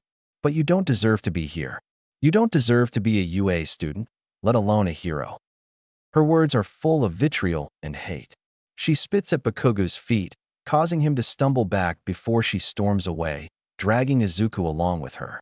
He doesn't look back as he's dragged away, a small smile blooming on his face as pride blooms in his chest. Pony drags Izuku into the main auditorium, where they're separated into smaller groups. Once Izuku's group is full, they're led to one of the classrooms and instructed to pick desks, at least one over from each other. Once everyone is seated, Cementos, the teacher overseeing their room, hands out the test pamphlets, pencils, and erasers. "You may begin," he says as soon as everyone has their exam. Immediately, the sound of scraping pencils and flipping papers fill the room. Izuku finishes the test quickly and is the first to hand it in. When he walks up to Cementos, the man takes his test and points him back in the direction of the auditorium after handing him a sheet of paper with a letter in the top left corner and silhouetted robots beneath. Izuku steps into the empty auditorium, double-checking the sign outside to make sure he's in the right place, before taking a seat near the front to wait out the remaining hour of the written portion of the exams. Izuku waves when he sees Pony enter the room. She smiles when she sees him and plops down in the seat beside him. The auditorium fills quickly from there, and, eventually, all of the seats are taken. Low muttering fills the room as they wait for someone to enter to explain the physical portion of the exams. As if summoned, Present Mike bursts into the room from one of the side doors. "Can I get a yeah?" he calls, eyes roving over the applicants. No one calls back, though a few whisper to their neighbor. Present Mike seems unfazed, however, likely used to the lack of enthusiasm, and carries on. As Present Mike explains the robots and point system to them, Izuku has to force himself not to roll his eyes as he tries to relate to them through outdated references. He listens to the man's entire presentation, though, not allowing himself to zone out as he takes in all of the important information, comparing it to the sheet Cementos had given him. Present Mike is just about to finish his speech, something Izuku can see based on the way he's breathing, when a boy with blue hair and engines in his legs stands from his seat, waving his sheet in the air. "Excuse me, sir, but there is still a robot left on the sheet. If this is a printing mistake, it is incredibly unprofessional of UA to give all of their applicants incorrect information." Izuku watches as Present Mike's smile stiffens, though marginally. "I was just about to get there. That is the 0-pointer. As the name suggests, it isn't worth any points. It's just there to be an obstacle. Best if you just run away from it. Now then, head out to the bus with the same letter as the letter at the top of your sheet. That's the arena you're in." Pony immediately leans over Izuku's shoulder, taking his sheet from the desk in front of him. She holds it up next to hers before smiling and handing it back. "We're both Arena C." Izuku smiles, huffing a laugh as he follows her out to the line of buses. They find bus C quickly, clambering on with the others. The bus fills with a tense silence of nerves and anxiety. Izuku and Pony lean into each other, having managed to snag seats next to each other. The bus ride feels both long and short, and as it pulls in front of the gated entrance of a fake city, Izuku breathes a sigh as he tenses. He and Pony are some of the first off the bus, which also means they're the first to be confronted by the robots. Two of them come forward, each carrying a pile of UA gym uniforms. Izuku and Pony are handed one each and pointed towards the changing rooms, a small building off to the side. The changing rooms quickly fill as the others in their arena flood off the bus. Izuku and Pony are, of course, the first to emerge, and they nab spots close to the gate at the front of the crowd. Pony starts stretching, and Izuku copies her. The area around them becomes crowded and hard to stretch in, but they make do. Eventually, Present Mike steps out onto one of the two towers on the corner of the walls. The gates start to slide open just as he starts to speak, and Pony and Izuku take off, sliding through the gap. Two robots wait for them on the other side. Izuku punches through the middle of the 3-pointer in front of him, ripping out a bundle of cords and letting it fall to the cement in front of him before taking off. Pony stabs her 2-pointer through the eye with a horn before leaving it, taking off in the opposite direction from Izuku. Laughter rings out from the top of the tower as the other applicants simply watch, stunned. "Well, what are you waiting for?" Present Mike calls. There aren't any countdowns in real life. The others finally enter the arena, though some are still hesitant. Present Mike watches them for a moment before slipping back inside the observation room. His smile blooms when he sees the minor panic inside. The cameras didn't even catch his movements. Midnight calls, throwing her arms out to draw Present Mike's attention to one of the monitors, where Izuku was shown standing over the remains of another robot. Present Mike raises a brow. "Really?" Nedzo nods, sparing him a glance from his seat. All Might, who's in his small form in the back corner of the room, squints at the green-haired boy before pointing something out. Are those weights? He asks, gesturing to the boy's wrists. Nedza nods. They are. He submitted a special request form in order to have them approved for the exam. I believe he has them on his ankles as well. Aizawa scowls. So he's purposefully making this more difficult for himself. Nedza nods.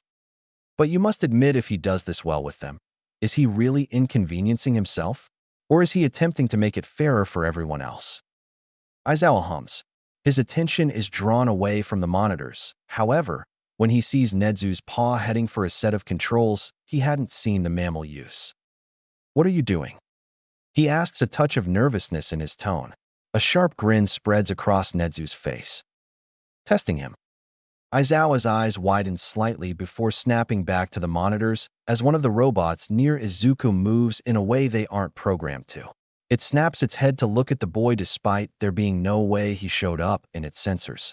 Aizawa momentarily looks over to Nedzu's paws, watching as he presses buttons and flips switches on the control panel in front of him. His attention is once again drawn back to the monitors when the robot begins creeping forward behind the boy's back. He seems oblivious as it creeps forward, raising its stinger as it does so. The boy cocks his head to the side as the robot creeps forward. Just before the stinger stabs down, the boy spins around, grabbing it in one hand, glittering scald spreading up his wrist and over the tips of his fingers as he rips it off. He jumps, grabbing hold of the bot's head. The sound of creaking metal and snapping wires fills the air as Izuku lands behind the bot, head coming off in his hand. He drops it to the ground, and the sound of it clattering fills the air just before the metal body it was taken from. He makes eye contact with one of the nearby cameras, embedded in one of the street lights. He doesn't hold it long, quickly moving on to find more bots to destroy. Pony runs down the street, 6 horns floating around her, and one's much smaller than normal growing on her head. A one-pointer runs around the corner, straight toward her. 2 of her horns shoot forward, one striking the bot straight through the eye and coming out the other side, while the other slices through the wires keeping the head attached to the body. She's just jumping over the crumpled body of the robot when the ground begins to shake, causing her to lose her balance upon landing and scrape her knees on the cement. She looks up to see a giant looming robot. As it takes a step forward, the ground shakes beneath it and the buildings in its way break apart, sending debris falling to the floor. Pony watches as one particularly large piece falls onto a girl with a brown bob. She screams, though it seems that only Pony hears it as all the other applicants in the area flee from the zero-pointer. She jumps up, taking off toward the girl. She has to fight her way through the crowd, but, eventually, she breaks through to the other side. Her hooves clash against the uneven ground, and she lands on her knees next to the girl, who looks at her with teary eyes. Pony grasps the edge of the slab of cement holding the girl down, and, just as the robot takes a step forward, she throws it off and the girl screams, one of her hands coming up to stifle her sobs. Pony flinches at the sight of her clearly broken leg, though. Luckily, no bone is sticking out of the skin. She looks up at the quickly approaching robot and makes a quick decision. She rips a strip of fabric from her shirt and hovers it in front of her mouth. Bite down on this. The girl looks confused, but does as she's asked. Pony takes hold of her leg and waits for the latest tremors from the robot's steps to subside before forcing the bone back into place. The girl's screams are muffled by the strip of cloth in her mouth. Pony hauls her up, her pupils dilating as the robot's foot comes up above them, casting them in shadow. The two hobble out of the way. Pony stumbles when the foot sets down, mere inches away, but she doesn't stop. They go as fast as they can, the girl doing her best to hold as much of her weight as she can handle. Pony turns when she sees green glittering out of the corner of her eyes. She turns to see Izuku running toward the robot. The scales recede as his claws extend. He jumps up, his claws sliding into the metal, acting like ice picks. Small sparks pop from the holes he creates as he scales the bot. It stutters and it steps a few times before he reaches the top. When he gets to the head, he hooks his claws into the back panel and rips it open, causing the metal to fold and screech. He tears apart the wires inside, not caring for the rain of sparks that rain from inside. The robot finally stutters to a stop, and Pony finally stops. She helps the girl slide down the wall of a nearby building before sitting down herself. She watches as Izuku jumps down from the robot's head, claws receding and scales glittering up his legs. When he lands, a small crater forms in the cement. He doesn't seem to care, though, simply rising and running over to the girls. Pony doesn't quite notice him at first, to focus on the robot's foot, which was placed directly where she and the girl used to be. "Are you okay?" Izuku asks, worry written all over his face. Pony huffs. "I'm fine. Are you okay?" She turns, directing the question at the girl beside her. She already knows that Izuku is fine. The girl takes a deep breath before nodding. "My leg is still broken, but other than that."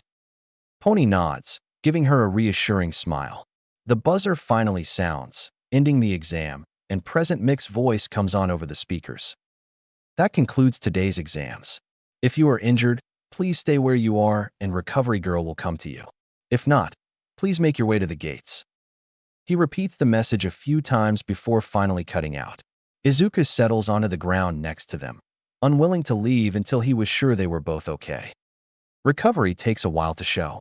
She kisses the brown-haired girl first, handing her a small plastic bag of gummy bears before moving on.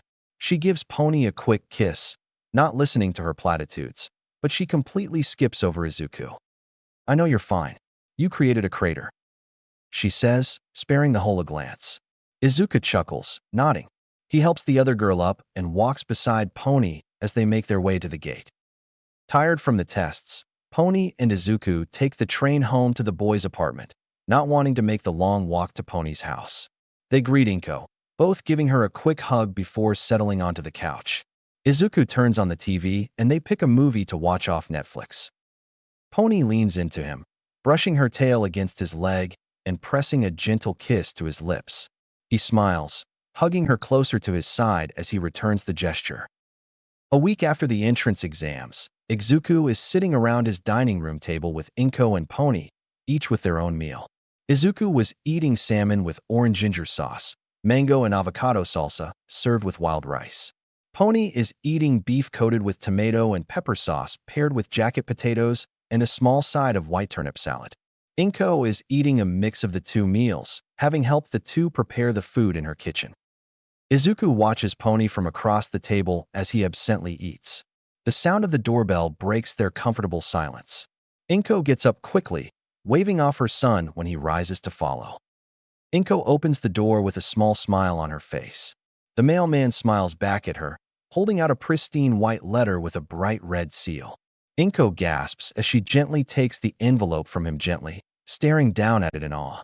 The man smiles as he nods down at the letter. "You should get that inside." Inko nods quickly, slipping back into the apartment. She thanks the man quickly before closing the door, nearly tripping over the mat by the door as she runs back to the table. "Izuku, your letter came." The two kids look up as she crashes into the kitchen, falling to her knees in front of her son. Grins break out across the faces of the other two as Izuku takes the letter from his mother carefully. Pony's phone buzzes in her pocket as she slides it out, quickly reading over the message from her mom telling her that her letter had arrived as well. She types out a quick reply saying she'd be back soon before slipping it away and looking back at Izuku, who's still staring down at the pristine seal. "What are you waiting for?" she asks. "Open it already." Izuku nods, ripping open the letter and severing the seal. A small metal disc falls out and onto the floor with a clatter. The device starts to vibrate and Izuku picks it up, throwing it onto the table just as a hologram of a tired-looking man appears above it. "I'm tired of this, so I'm just going to get straight to the point. You, Midoriya Izuku, scored 90% on the written test and a total of 140 points in the practical." A leaderboard appears next to him, showing Izuku in first and Pony in second, with a total of 82 points. 10 more than Bakugo, who's in third place, behind both of them. Which, of course, means you broke the previous high score set by all might of 100 points. Great job. Inko beams up at him, tears gathering in her eyes. "You'll be in Class 1A. Welcome to your Hero Academia." The man then reaches down, zipping up a yellow sleeping bag as he slurps from what looks like a juice pouch. The recording finally cuts just as the man is falling to the floor. Bakugo stands above the metal disc UA had sent to him, fists clenched at his sides. How could the two losers have scored above him? The fucking Deku had even broken All Might's high score for fuck's sake. His jaw clenches and his teeth grind together. He'd make them pay for making him look weak. Inko hugs Izuku tightly, tears streaming down her face as she congratulates him. Pony joins in the hug for a minute before pulling away and heading for the front door. She exchanges the slippers she had been wearing for her shoes and waves as the two Midoriyas separate. I have to get home to open my letter with my parents. I'll see you on movie-in day. She calls to Izuku. The boy smiles as he makes his way over, pecking her on the cheek before pushing her out the door. You'd better hurry. Pony nods, smiling as she runs down the steps to the street. Pony stares at her hologram in surprise. All Might was standing in front of her, proudly proclaiming both her hold on second place and the fact that she was in 1B. Her parents hug her tightly, chattering away about how proud of her they are. She leans into their embrace, a happy smile on her face, though she can't help but wonder why her and Izuku's holograms had been recorded by different people. Izuku stands in front of the Class 1A dorm building, a stack of several large boxes clutched in his arms. The box on the bottom of the stack is clearly different from the others, with thick leather lining the outside with metal bolts holding it together at the seams. The box contains some of his workout equipment, and he huffs as he lugs the stack up the stairs and through the front doors. He's happy to find that he's the first to arrive at the building, meaning he's free to use the elevator in order to transport all of his boxes up to his room on the second floor. It wouldn't have been difficult to use the stairs, but the elevator allowed him to take more boxes at once since it didn't leave unless it was called, though he was sure to be careful of the weight limit. It takes him a while to get everything unpacked and sorted away, but once he's done, he stands in the doorway to proudly survey his work. He doesn't really want to meet his classmates yet, nor does he want to get in the way of others moving in, so he decides to take a walk around the grounds to familiarize himself, which, hopefully, would have the added benefit of preventing him from getting lost in the future. Izuku returns to the dorms a few hours later to find Pony waiting outside. She smiles when she sees him and jogs over, wrapping him up in a hug. Izuku chuckles, hugging her back before starting up the stairs. How was moving in? He asks. It was fine. She replies. Mom managed to take the day off to help me. There were a few more boxes than I thought, though. Izuku huffs. You have too many sneakers. She huffs. And you have too much hero merchandise, but you don't hear me complaining about it. Izuku merely rolls his eyes as he pushes open the door to the dorms. A few of his new classmates are gathered in the common room. 6 girls are seated on the couches talking to each other, but they look up when Izuku enters. One of them, a girl with pink skin, blushes deeply when he enters, causing her skin to become a darker pink than it was before.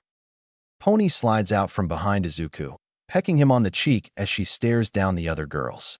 Izuku huffs, kissing her back, as she takes out her phone and starts swiping through pictures of injured girls. You have to stop doing that, he says, pushing the door closed behind them. Pony rolls her eyes. The last time I didn't, some bitch tried to kiss you without permission. I'm not risking that happening again. Plus, Mom said it was okay. Izuku hums, leading Pony further into the room. Sorry. He apologizes to the girls gathered around the coffee table since they still look a little freaked out. We've had a few bad experiences with people not taking a hint in the past. The girls nod, a few apologizing in return. The group quickly delves into small talk, mainly about what they were most looking forward to at UA. Because of this, none of them notice when Bakugo starts coming down the stairs until it's too late. He's already at the bottom and storming up to them when he pops a few explosions in his palms, alerting them to him. Izuku and Pony both sigh before looking over. Bakugo is clearly gearing up to punch one of them, so Pony rolls up her sleeves, gently pushing Izuku aside. Who wants to see a magic trick? She asks, just as Bakugo lets loose a punch. She grabs his hand, redirecting his momentum downward. She spins so she's behind him and pushes down on his head. He slams into the coffee table, causing it to break in half as he crumples to the ground, unconscious. A few of the girls gasp in surprise, but none of them move to help the boy. Izuku throws one arm over Pony's shoulders, pulling her into his side. I hope you don't get in trouble for that. The school year hasn't even started yet. Pony hums, leaning into him. I can argue it was self-defense. He swung first, after all. A girl with a brown bob, who Izuku recognizes from the entrance exams, nods. Yeah, we'll back you up. Pony smiles. Thanks. Izuku takes a deep breath as he pushes open the door to the 1A classroom. He was 40 minutes early, so it was empty. He had gotten himself ready and left well before everyone else in order to avoid Bakugo. Pony had been a little upset about the fact that he had gotten up so soon, but she had been adamant about walking to the school building with him on their first day, so she was currently sitting in the 1B classroom. He takes a moment to study the seating chart on the chalkboard and finds his seat with ease, though he doesn't bother taking out his phone or putting on headphones. Bakugo was supposed to be sitting in front of him, and he wanted to be prepared for when the boy arrived. He watches as everyone slowly trickles in, smiling and greeting each of them. He already knew all of their names thanks to the fact that Ida had insisted they all gather in the common room to introduce themselves the night before. The room slowly becomes loud with conversation as the seats fill. Izuku lets out a breath of relief when Bakugo merely glares at him when he enters and settles at his desk. Izuku does his best to ignore Ida as he lectures the blonde about putting his feet up on his desk, which means that he's staring at the door when it slides open silently. He blinks at the man in the bright yellow sleeping bag on the floor outside the room. They make eye contact, and Izuku merely follows the man with his eyes as he rises, unzipping the sleeping bag and pulling a juice pouch out of his pocket. His loud slurping finally alerts the rest of the class to his presence. I'm Aizawa Shoyuta, your homeroom teacher, he announces, rolling up the sleeping bag and tucking it under his arm. He doesn't bother closing the door as he stalks into the classroom, stopping behind the podium. We'll be starting with a quirk apprehension test out on the field. Grab one of these gym uniforms and meet me outside in 10 minutes. As the man turns around, Izuku stands, heading toward the podium. No one moves until he's nearly out the door, uniform clutched tightly in his fist. Izuku is the first out on the field and, therefore, the first to face Aizawa's scrutiny. He does his best not to acknowledge the other man beyond smiling and greeting. He watches as the rest of his class gathers in the field, though they move painfully slow. They're well past the 10 minutes of allotted time when everyone is finally accounted for. That took you all longer than 10 minutes. In the future, I expect you to move faster. Such slow response times will not be tolerated on the field. Now then, as I said before, you'll be participating in a quirk apprehension test. We'll be using the same tests as a usual fitness exam, except this time you'll be allowed to use your quirks. This is going to be so fun, Ashido exclaims. Izuku mentally facepalms. Aizawa shifts his attention to her, glaring. Fun? You think heroics is fun? Just for that, whoever places last today will be expelled. Still think this is going to be fun? Ashido looks rightfully scolded, and Aizawa turns his attention back to Izuku. Midoriya, since you placed first in the entrance exams, you'll be demonstrating today. He throws Izuku a tennis ball, which he catches easily, and gestures to a circle painted on the nearby grass. You can do whatever you want so long as you stay inside the circle. Izuku nods, taking up a spot in the middle of the outline before reeling back his arm and throwing the ball. A few scales appear out of his skin, glittering down his arm. After a minute, a tiny robotic voice sounds from Aizawa's phone. 1.76 kilometers. It says. A few of his classmates gasp. Aizawa looks like he's about to dismiss him before he squints and scowls. You're not giving this your all. Izuku tilts his head slightly. Sorry. Aizawa stalks forward, grabbing hold of the weight attached to his arm. You're wearing your weights.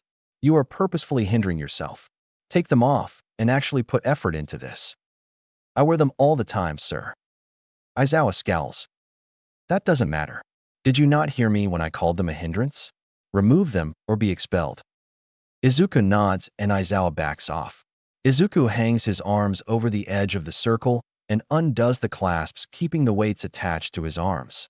They fall to the ground with an audible thump, leaving cracks in the ground around the small crater they created.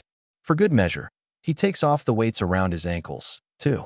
He puts them in the crater with the ones from his arms before situating himself back in the circle. He stretches his arms a bit before looking over at Aizawa, who tosses him a new ball. With a new, determined look on his face, Izuku once again reels his arm back. Scales once again sprinkle themselves across the back of his hand and his arm as he throws the ball with all his might, taking a step forward to add more momentum to the throw. The pause between the throw and the sound of the robotic voice's announcement is longer this time. When it finally goes off, Kaminari whistles. 15 kilometers. Aizawa nods, and Izuku steps out of the circle, rejoining the class. Aizawa calls the next person into the circle, just as the hairs on the back of Izuku's neck stand on end. He looks over to see a thin, gaunt man watching their class from around the corner. Izuku tilts his head, indicating that he had seen the man. Startled, he ducks out of sight. Izuku watches the corner for a moment before turning his attention back to Uraraka, who had just stepped up into the circle. Izuku lowers himself into a runner's stance behind the line for the 50-meter dash. He was paired against Ida, who nodded at him before settling into place beside him. Green scales spatter across Izuku's legs just as Aizawa calls for them to start. A moment later, the robotic voice is announcing Izuku's score of a single second. Ida is right behind him, with a score of 3.4 seconds. During the grip strength test, Izuku shatters the device near immediately. He presents the broken contraption to Aizawa sheepishly. The man sighs, simply logging an infinity as his score. For the standing long jump, Izuku lands just in front of the wall of the school building. Bakugo glares at him when he looks back at the class, but Izuku ignores him. For the repeated side steps, Izuku moves so fast that only after images of him are visible. When he finally stops, Aizawa merely looks at him, exasperated, as he manually scores another infinity. He practically folds in half for the seated toe touch. He once again places first in the distance run as well as the push-ups, both of which earned him 2 more infinite scores. When it comes time for the class to gather in front of the hologram to see their scores, no one is surprised to see Izuku's name at the top. Bakugo, however, jumps forward, explosions crackling in his palms as he attempts to attack Izuku.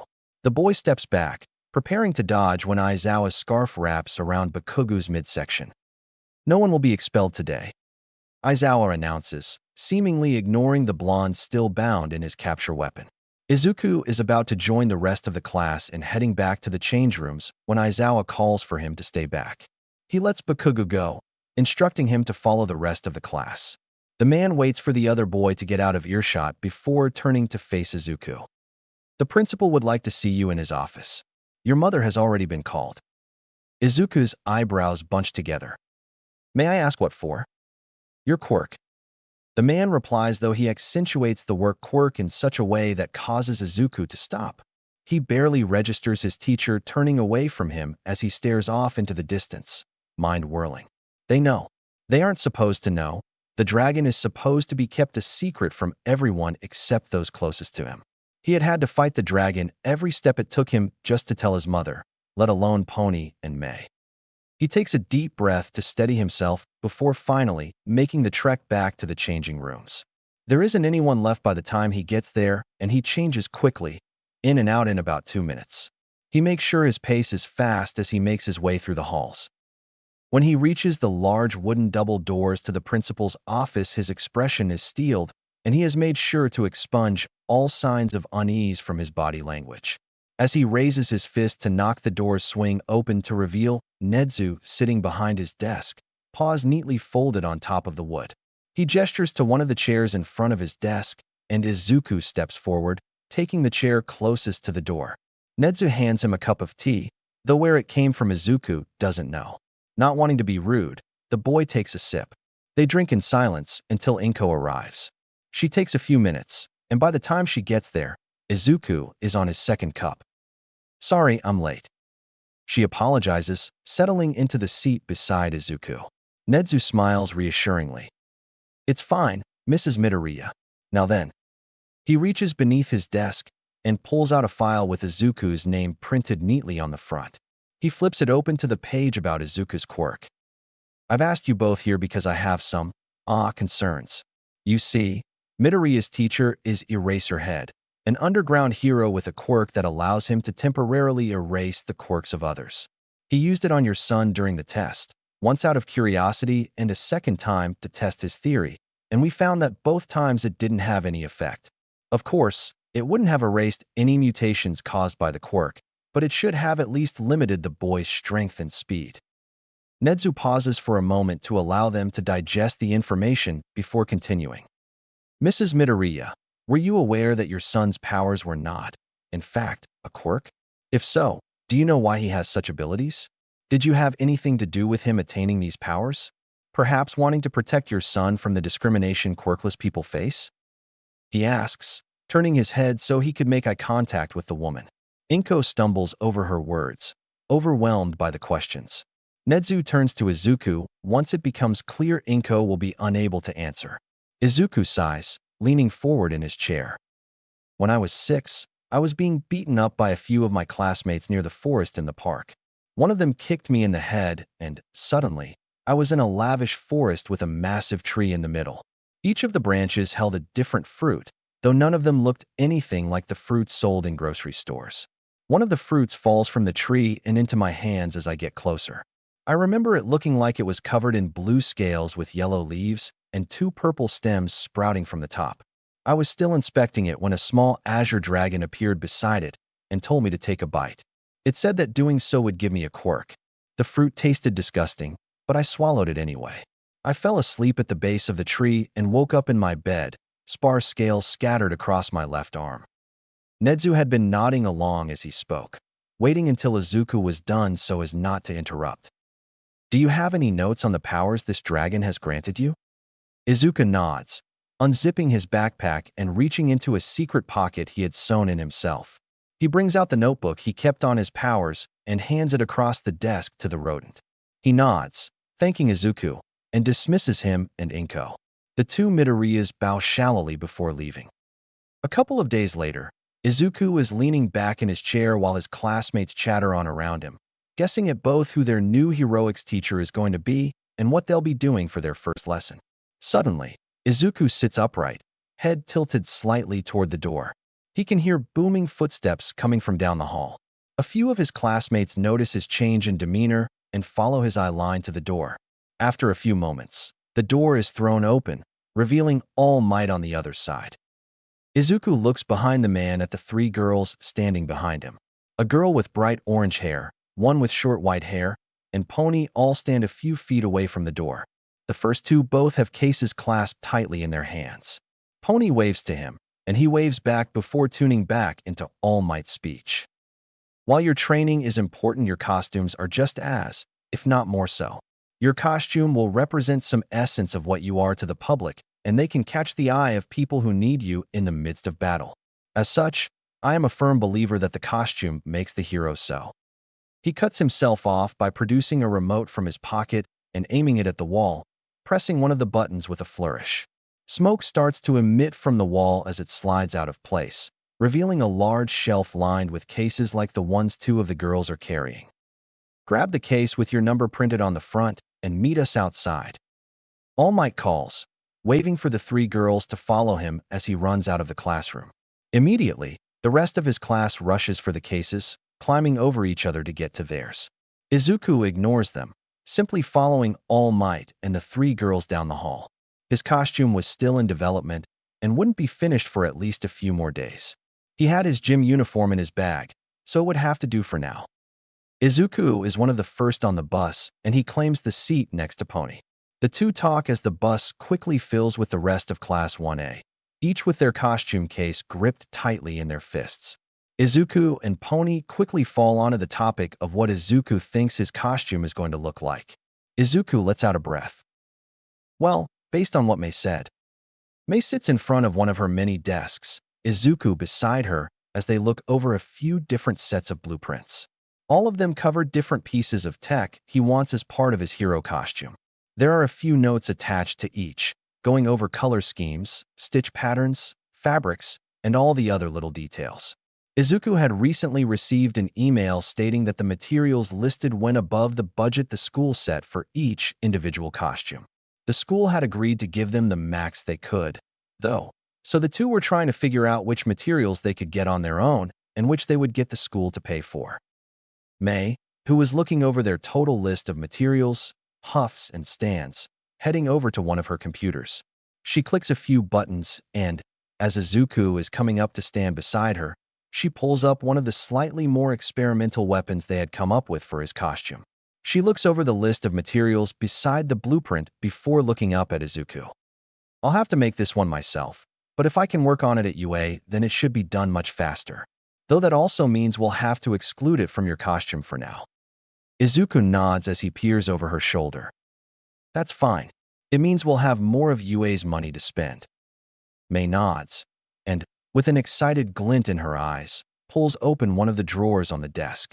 She reaches inside and pulls out a lump of metal. It has a few scratches, welding marks, and discolored areas scattered across it. I made this myself. It's still in development, but I think I'm going to call it metal partite. I took a really strong metal that isn't produced by the vast majority of companies and mixed it with a few of the ones that are. Izuku nods. That's what you brought me along to get, right? Mei nods. Mei clicks a few buttons on the laptop she had recently managed to scrounge up. It had been filled with mundane data, nothing interesting, so she was factory resetting it so she could use it for much more interesting things. She swivels in her chair as she waits for the process to finish. When the loading screen finally fades away, Mei pulls herself back to the desk, USB drive clutched in hand. She goes through the setup process for the laptop, using a few of her throwaway emails and taking the random username it assigns her. Once she's finally done setting it up, she plugs the USB into the side of the laptop. A small red demon armed with a pitchfork appears in the corner of her screen.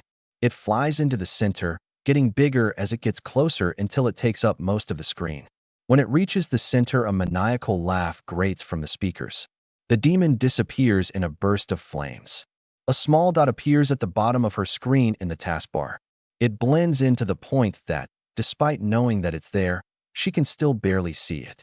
She waits a moment before grabbing a second USB from her pocket and replacing the one currently plugged in. A loading icon appears on her screen, and she leans in as she waits for it to load. A flash of white, and a website homepage pops to life.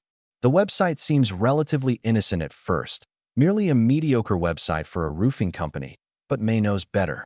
She clicks the login button in the corner and types in a familiar username and password.